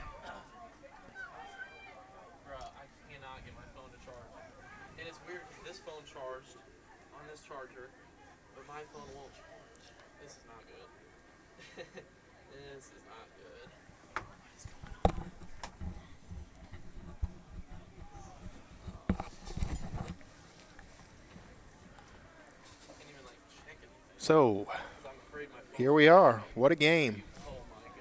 35 seconds left to go in the third quarter. We're looking to go into the fourth quarter in a 6-point ball game, and it's been a long time, Molly Barr, since we've had a close game in St. John. We've had a lot of lopsided games. I don't even know. Do you remember the last close game we had? Fredericktown, maybe the first time around? Potosi. Potosi? That was week 4, though. It's been a long time. Central pays off. Gage Mannion on a trick play. We've had, for a touchdown to Braden Sherfus, and all of a sudden it's 20 out of 10 games so far this season, 8 out of the 10 have been double digits. Most of them have been running clocks one way or the other. And for this late in the year, this is an unusual thing for a team not to really be tested in close games. So we'll see what St. John's made of here in this fourth quarter of this game. But first we got to play out the last 35.6 seconds as St. John's offense comes on the field. We need to stay away from the stupid penalties, that's for sure. That isn't helping anyone. And we come out in a 2-by-2 formation. Austin Bullock's going to flank Logan Geck to the right side. Boyer and Trollinger on the inside. Beezer and Kemper on the outside. We've been seeing a lot of motion from those inside receivers, either Boyer or Trollinger coming into the backfield. And that's exactly what we see here with Trollinger coming across the formation. And they're going to lead up the middle for Logan Geck. Logan's going to get a decent carry there. He's going to get about 3 yards. And that's going to bring up 2nd down and 7, and will probably bring us to the end of the third quarter. Unless St. John wants to try to rush it here, which it looks like they are going to at least line up. Maybe try to get Central to jump, get a free 5 yards. Now they all look back to the clock. That's a dead giveaway that they're not going to run a play. And they're going to elect to take it into the fourth quarter. 2nd down and 7 it will be when we come back. And it's a 21-15 game. And you've been watching St. John football on SG Dragons TV. In 1963, Fleeg's Equipment was founded as a family-owned and operated business in St. Genevieve, where it remains to this day, selling exceptional equipment such as Case IH, Hustler Turf, Vermeer, Cub Cadet, Massey, and many more, helping with all your family and lawn needs. Service from the time you enter the door or pick up the phone is taken to heart. At Fleek's Farm Equipment, we ask that you let our family serve your family. Go Dragons!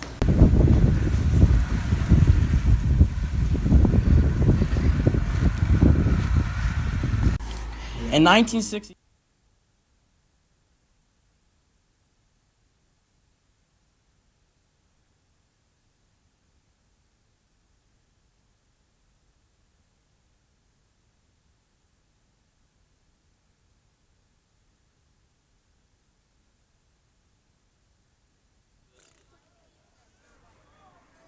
And we're back here, first play of the fourth quarter, getting ready to take place. And they're going to give on the fly sweep to Zach Boyer. Zach Boyer breaks a tackle, and he's going to get about 18 yards all the way up past the 35-yard line to the 39 they're going to give him. And St. Gen is back on the move with their offense.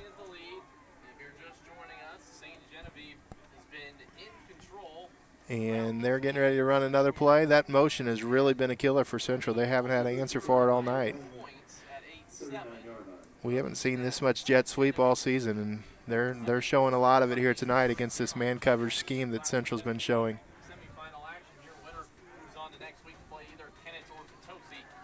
And here we go again with the jet motion, and they're going to fake it this time. Logan elects to keep it, and he buries his head, and he leans forward. He's going to get about 5 yards on the play. That's going to bring up a 2nd down and 5. 11 minutes to go as St. Gen, with the way they've been running the ball, can really bleed the clock here. This is the most physical St. Gen football we've seen in a long time against a good opponent, Central.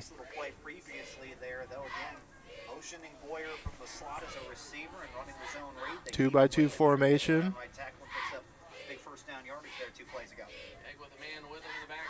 Bringing that motion in. This time it's Trollinger, and they're going to hand off up the middle to Bullock. Bullock's going to lean forward, and he's going to get about 5 yards.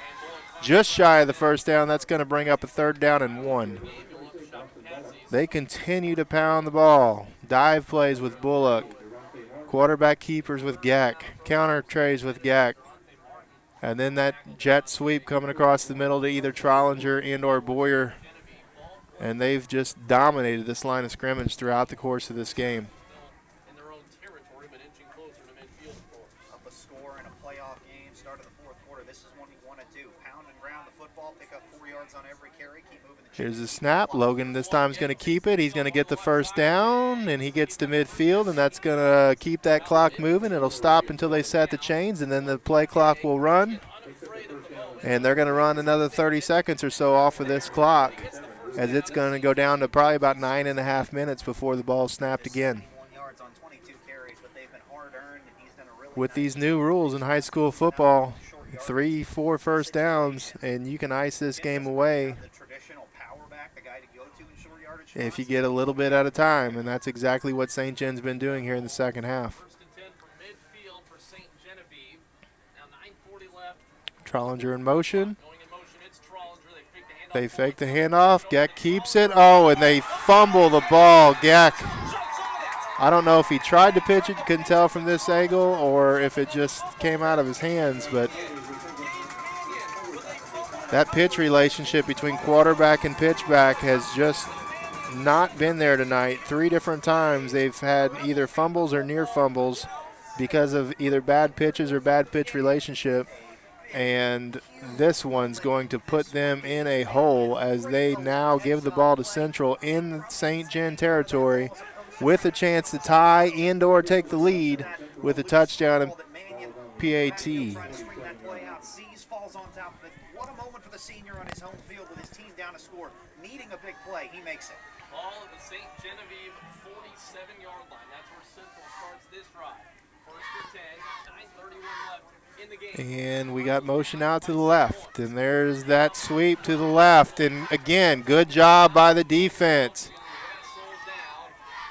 Great job setting the edge all night long by this defensive front.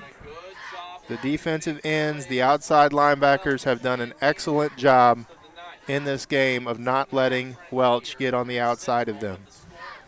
And that has really been the story of the game for this defense. By this St. Genevieve defense when Welch gets the football. He's a guy that has a lot of power despite his slighter frame. He can really run you over. And so far, St. Gen at the point of attack has wrapped up and kept Welch from getting a lot of yards. And now it looks like they're going to come out in a stack eye look. Welch in the back, Mannion in the middle. And they're going to they're going to run a little waggle pass off of that, and they're going to run Mannion on a little out and up off of that. And they're back, and they're running around. He's pointing, and he throws, and that's complete. Incomplete. Saying incomplete now. He dropped it. Now, as big of a play as that looked like it was, that was actually about a 4-yard gain anyway, so it wasn't really a big play, but it sure did look like one based on how that play played out. But he was about 30 yards behind the line of scrimmage when he threw that pass. He got his money's worth on that. He might have got 3 days worth of exercise in on that run, Molly Barr. A couple miles. For me, that's about 3 weeks worth of exercise.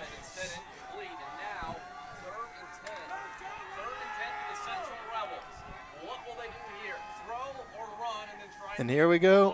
Oh, there's 2 men in motion right there. There's flags all over the field, and they're going to decline this. That is not a situation where you want to do that on 3rd and long, because they're going to be able to take that play, which is just as much as the penalty, dang near, and that's going to bring up a 4th down and 15. Ooh.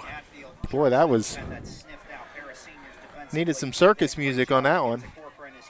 Needed some circus music on the last couple plays. Needed some circus music on some of our plays a couple drives ago.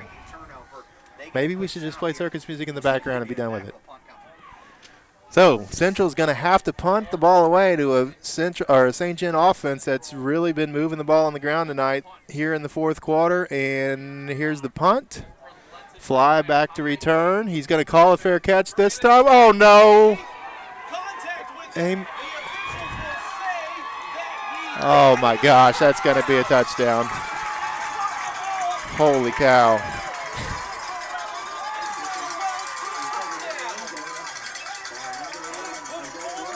That was not a good decision there by Caden, but he will learn.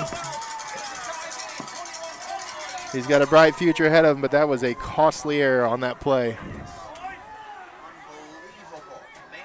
That ball was bombed by the punter, which was that was the start of it, as he just flat out crushed that ball. Got a lot of height on it. Caden forced to call a fair catch, and would have been better served just letting that ball go, as it hit about the 4-yard line anyway. The rule of thumb typically is if it's inside the 10, you let it go, because chances are it is going to go into the end zone. So, with that being said, Central takes a 22-21 lead, and St. John's going to get the ball back with 8 minutes to go. And for St. John's offense, this is no time to panic, as they have plenty of time, and with the way they've been moving the ball and controlling the line of scrimmage, they have plenty of time to call whatever play they want to call and move the ball down the field effectively. Oh, here come the fireworks, Molly Barr. Oh, you missed them.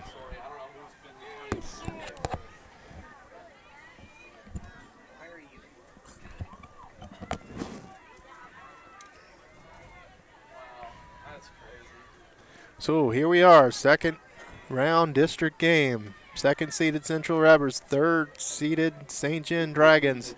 Fireworks in the background. 1-point game, 4th quarter, 8 minutes left.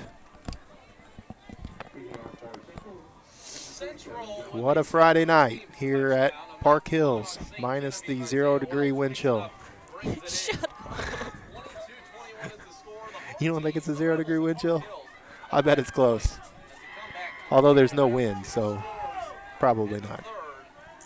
Say 14-degree wind chill.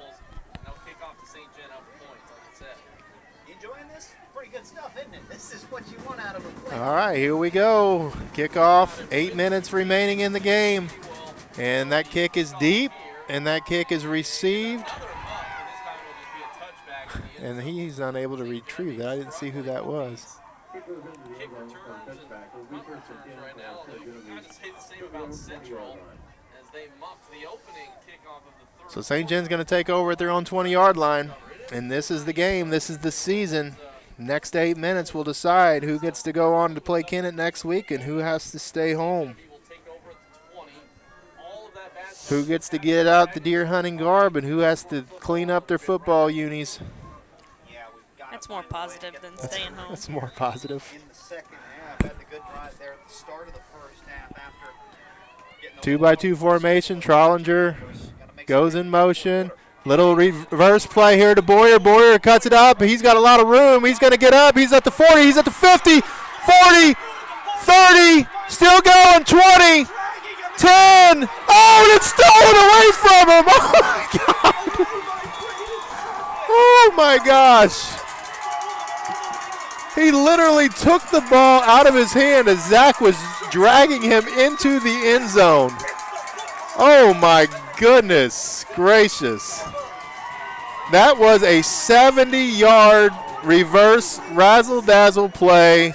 Looked like it was going to be an 80-yard touchdown and just wrestled out of his hands at the last minute. Wow. What a play by the offense. What a play by the defender. What a play. What a play. What a play. No comment? That was pretty good. That was pretty good. That was a good play. It was. You hate to see it. Hate to see the end result, but they still got Central pinned back here. St. John's defense has been stout. They just need a stop. There's plenty of time in the game. There's still 7 minutes, 50 seconds left as they run a little trap play up the middle, and he's going to get stuck after a gain of about 1, and that's going to bring up 2nd down and 9. My goodness. We just saw about 7 momentum swings in about 4 plays. That's insane. So they're not going to get him any gain on that play. So Central gets it. They're going to run a stack I formation. Welch is going to dot the I. Mannion in the middle again. And they're going to hand off to Mannion. He gets hit right off the bat by middle linebacker Kobe Hatfield. Nice play there by Kobe filling that gap. And that's going to bring up a long 3rd down here for Central. I want to say hey to Jessica, traveling to Vancouver, Canada. Good to hear from you. Thanks for tuning in. Safe travels to you. Tell Tyler we said hi.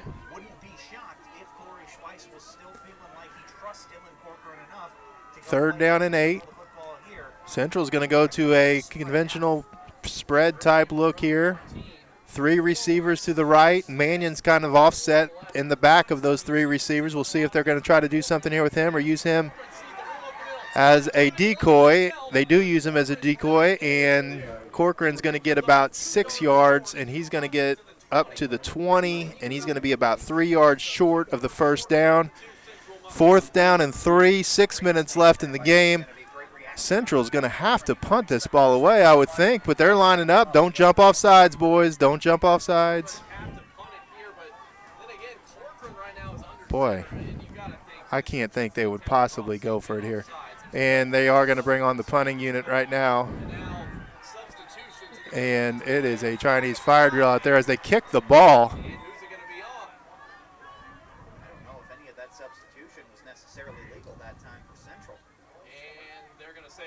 I think that the center, they had to change out the center from under center to a long snapper, and you cannot, once you address the ball and touch the ball, you cannot come off the ball. So that is an illegal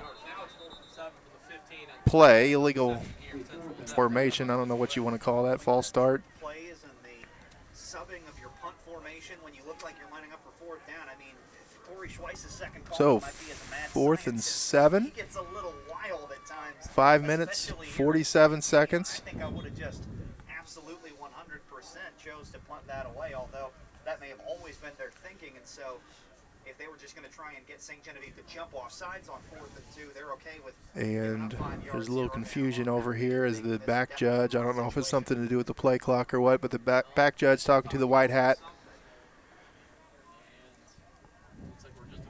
And Caden flies back again. We'll see if that young man still has the confidence to make this play. Knowing him from in the classroom, I think he probably does. And there's the snap. Here's the kick, and it's going to roll. Oh, boy, they got a good bounce there on the second hop, and that's going to go down to about the 34-yard line. So Central or St. John's going to have to go 66 yards here or get it in field goal range for Mateus, who last week kicked a 30-yarder. So That's got to be in the back of Coach Weich's mind somewhere, that you have the option to kick a game-winning field goal. That would be something. We haven't seen that in probably about 14 years. Since the Festus St. Gen game of 2005, week 3, I remember it well. Kellen Stolzer kicked a 20-yard field goal.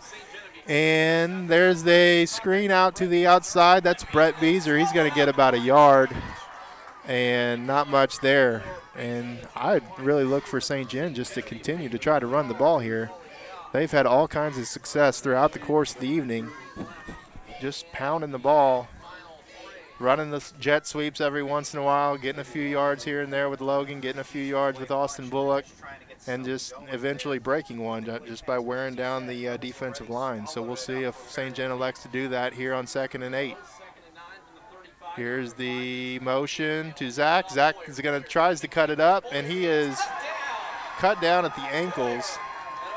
A little taunting going on there. No call on that one. And he's going to lose 4 yards, and it's going to be 3rd down and 13 for St. Gen. Tough situation here with 4.5 minutes to go. Both teams have all 3 timeouts left, which is going to be a big factor down the stretch. Tremendous job coming up that time. Normally plays a deep safety. He did a nice job. We got Trips this time to the left. We got Kemper by himself over here to the right. And again, they try that. And Bullock, he's going to throw, and there's contact out there, and there is no foul. So again, they tried that trick play from earlier where Gang looks to the sideline and they snap it directly to Bullock. He completely cut off his route out there, and there was no call as they were standing flat-footed waiting for Logan to get the play, and it looks like St. Gen's going to keep their offense out there with 4 minutes left. We're looking for Brett Beezer in a one-on-one down the sideline against Braden Sherfus. There was a lot of hand fighting prior to. And now it looks like they're going to bring the punt unit on. I think this is the right call here. St. Gen is lining up. It looks like perhaps the punt away. As they got a scrum punt set up here, and that's going to hit about the 40-yard line. It's going to roll dead. Not much roll there at all. And he's going to go dead at 35-yard line. 4 minutes left, 3 timeouts. St. Gen's defense going to have to come up with a quick stop here.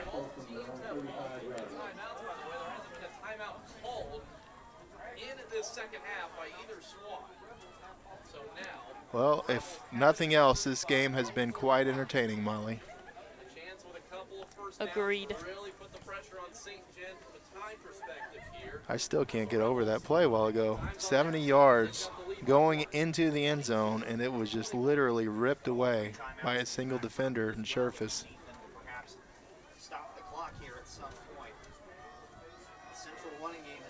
And we got a triple I formation. Welch in the back. And there's the handoff. Sorry, that's Mannion in the back. And he's going to be drugged down at the line of scrimmage, and that's going to bring up 2nd down and 10. And St. Gen's going to use their first timeout here with 3 minutes and 57 seconds left in the game.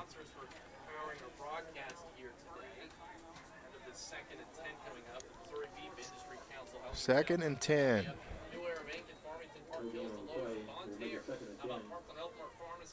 What a game. What a game. What a game, what a game, what a game, what a game, what a mighty good game. Too much. You don't know that song? No. Seriously? I don't know. It's actually What a Man, What a Man, What a Man. Oh, yeah. Sorry. Your generation just don't understand. All right, so 2nd down and 10. 3 minutes, 57 seconds to play. Central ball. 2 timeouts left for St. Gen. 1 point lead for Central. Central obviously looking to bleed the clock. St. Gen needing to get the ball back. These next 2 plays are going to determine the outcome of this game most likely.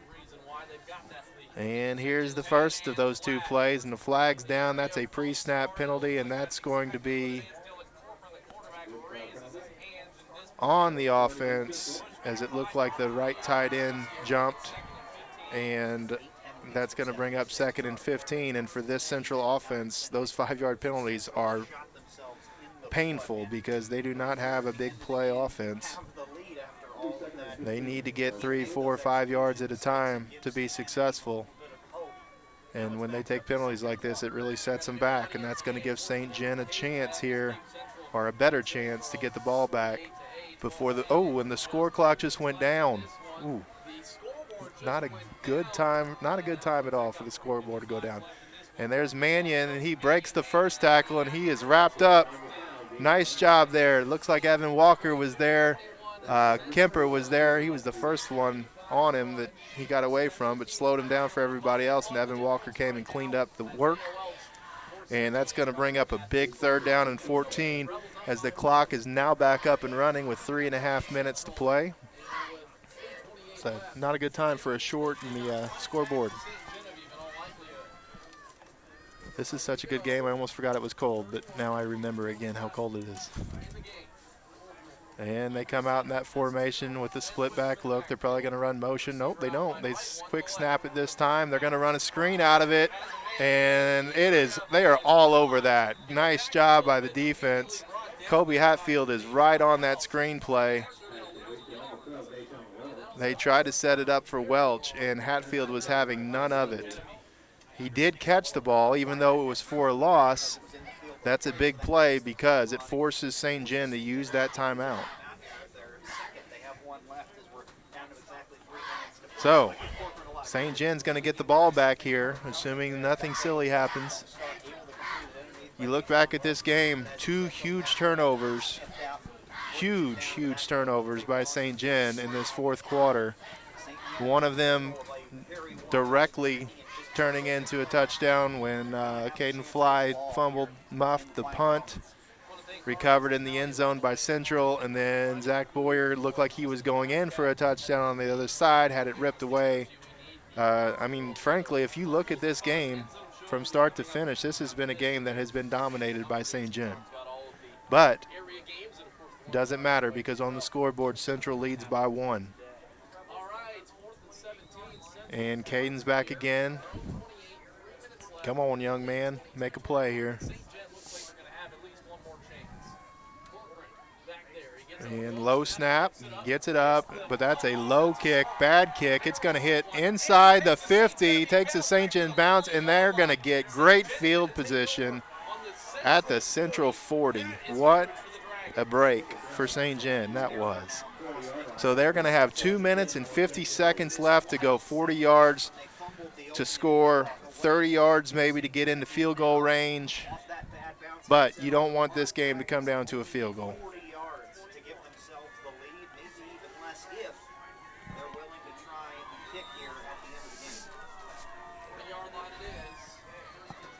And here we go. Boyer in motion. Geck keeps it 4 yards up the middle. That's all you need, boys. Just keep it quick. Keep it quick and simple. 2 minutes, 35 seconds left. Get back on the ball. Let's run the play. 3 receivers this time to the right. Beezer by himself to the left. Bullock to Logan Geck's left.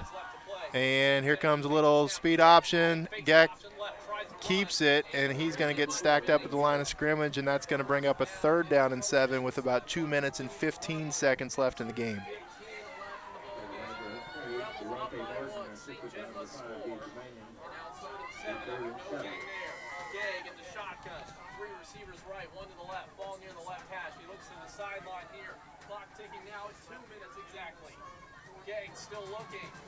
Looking for the play. Clock still running, under 2 minutes. And 3rd down and 6. Boyer in the backfield. They're going to run a drive up the middle. Bullock's going to get about 4 yards, and it's going to be 4th down and 3. And that clock just continues to run at 1 minute and 35 seconds left. Got to get the 1st down here. 1st down at this point is more important than the time, but the time is also important. So call the play quick, but make sure it's the right play. And they're going to sprint out to the right. Logan Geck, he passes, wide open receiver. Nice play there. That looks like it's going to be Bryce Trollinger catches it over by the right sideline. Clock's going to stop temporarily with 1:17 while they set the chains. St. John has the ball, 1st and 10 from the 28-yard line, 1:14 and ticking. Looking to the sideline for the play. 3 receivers to the left, 1 to the right. Logan takes a snap. It's quarterback draw up the middle. He gets about 8 yards. They're going to have to call that timeout now. Oh, he fumbled. They say he was down. Say he was down.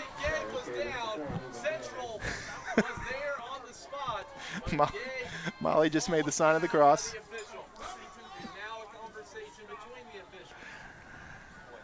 Oh, they can't hardly reverse it at this point, I don't think, but we've seen some crazy thing from officials.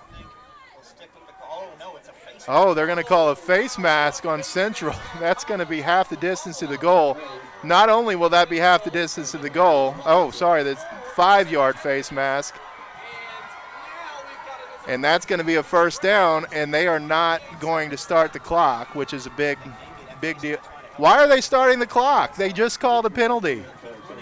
They just called a penalty, and they're starting the clock. 50 seconds. This is unbelievable. And Gag is stopped. The clock is still running. 40 seconds. St. John still has a timeout. 30 seconds left.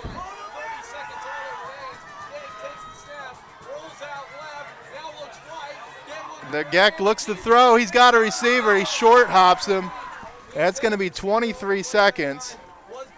So a couple questionable clock calls there. The first one by the officials who started the clock for no reason. Second one by St. John not calling a timeout, wasting about 30 seconds getting the play in and getting the ball snapped. So now we're down to 3rd down and 11 with 23 seconds. St. John still now has that timeout in their pocket, however. So you can afford to get tackled inbounds. You still got a timeout left. We'll see what St. John wants to do. Playbook still open with the timeout left. Gegg takes the snap, run a little lead play. He's going to get about 4 yards. It's going to bring up 4th and 8. They're going to call that timeout now with 18 seconds left. As another half a second bleeds off the clock. 4th and 9. Season comes down to 1 play here for St. John. If they get the 1st down, the clock's going to stop while they set the chains. If they're tackled inbounds, it's going to start immediately, so they're going to have 2 plays called.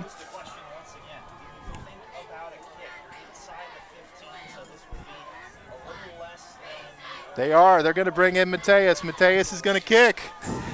Mateus is going to kick. Claudia and Marco, if you're listening, say a little prayer for us. Luis and Alicia, sisters, say a little prayer for us.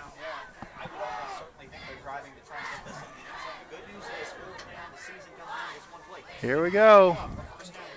Get in the block. Let's go, gentlemen. As the kids always say, let's go! All right, here we go. Mateus Lacerda from Brasilia, Brazil. Looking to be the hometown hero for St. Genevieve right here, right now. Kicking a 30-yard field goal. Snap is, oh, the kick is, it's good! The kick is good! Mateus Lacerda! The kick is good with 12 and a half seconds. Oh, my goodness.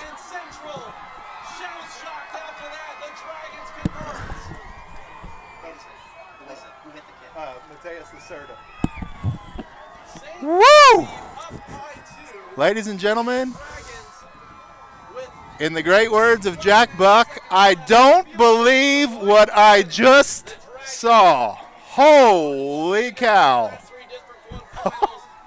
Oh my gosh. Oh. The Ford exchange student from Brazil comes in and knocks it through the uprights, and he has got to be on cloud 9 right now. But business left undone here as St. John has to cover this kick. We got Welch deep. We got Mannion short. Mannion is short. Somebody please tell them that Mannion is short. As they get ready to kick. Mannion is playing in an up position on the far side of the field. And that is right where they've been kicking it. So they're trying to sneak him on the field right now in a position where he's going to get the ball. So they need to make sure they keep the ball from number 5. We've got a wardrobe malfunction for a Central Rebel out there right now. His pant leg is pulled too high, and that's Jet Bridges. So he has to come out. And now, boy, yeah, Mannion is over there. Do not kick it to number 5, please.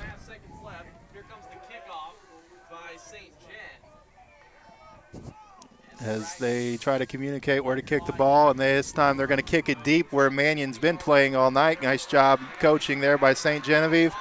And he is tackled, and there's going to be 1 or 2 plays left with 8.7 seconds left in the game. And barring a miracle here, St. Genevieve up by a score of 24-22. Sorry, I didn't change the scoreboard. Holy cow. An even more dramatic finish to what's already been an exceptionally dramatic and epic playoff game. Mateus is going to be a legend next week. Oh, my gosh. I cannot believe that happened. What a game.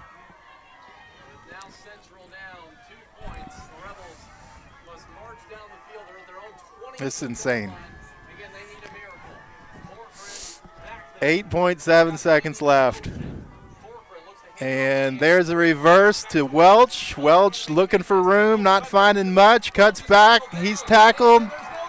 No time left on the play. Did they get a timeout? I think they got a timeout. I think they got a timeout. That's the right call. There was about 1.5 seconds left when that ball was whistled dead, and they were in the ear of the official. So that timeout was a legitimate call, and the clock operator just didn't stop the clock. So there's going to be one more play left, and Mateus Lacerta is now 1 second away on the clock from being a legend for at least a week in St. John High School history.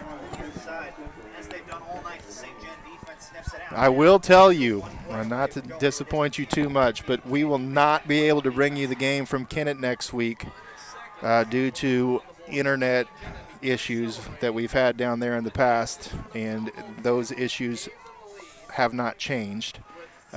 We just don't have the capability to bring that to you. They do have a home internet broadcast that they do. We will push that link out through social media, assuming we can make this tackle here in 1 second. But throughout the course of the week, as that link becomes available, we will get that link out to you so you can watch the game from home. It will be Kennett announcers. So you have a little bit of an accent maybe, but other than that, you'll at least be able to watch the game live on YouTube. And here comes the last play of the game, and it's a little hook and ladder. Welch down the sideline, and he's tackled at about the 47-yard line, and that's going to be the game. St. Jen's going to win on a last-minute, 8 seconds left in the game, field goal. How can there be a timeout on the field? Celebration had begun again. There's a flag. Now the officials say that there might have been a flag on the play. There was a flag on the play. It's all. Oh my God. Roughing the passer. That's going to be 15 yards, untimed down from the 47. So that's going to take us up to the 38 of St. John, which is going to put them in Hail Mary range. Be a 55-yard field goal. As good as their kicker is, I don't think that's going to happen. Well, now they gave them. Now they put it on the 44, which would be the equivalent of a 9-yard penalty. So, anyway. Holy cow. reception there. Deshaun Welch got about So Central's going to get one on-time down, assuming there are no penalties. 44 yards to go. St. John had already celebrated the win. They now have to get back on the field. 2 deep safeties here for St. John. Nobody behind. Prevent defense. Just got to keep the ball in front of you here, boys. And it's getting colder. You believe me now this is 0-degree wind chill? Oh, my gosh. I don't even know what to say to describe this game. This is unbelievable. This is it's cold. It's exciting. It's fun. It's nerve-wracking. It's crazy. It's absolutely crazy. He's got to be careful. He's going to pick up extra penalty yardage if he argues with the official a little too long. He has backed off, but man, this game is nuts, and it's going to have one more play. All right, here we go. Trips to the right. So that looks to be where the ball is going to go here.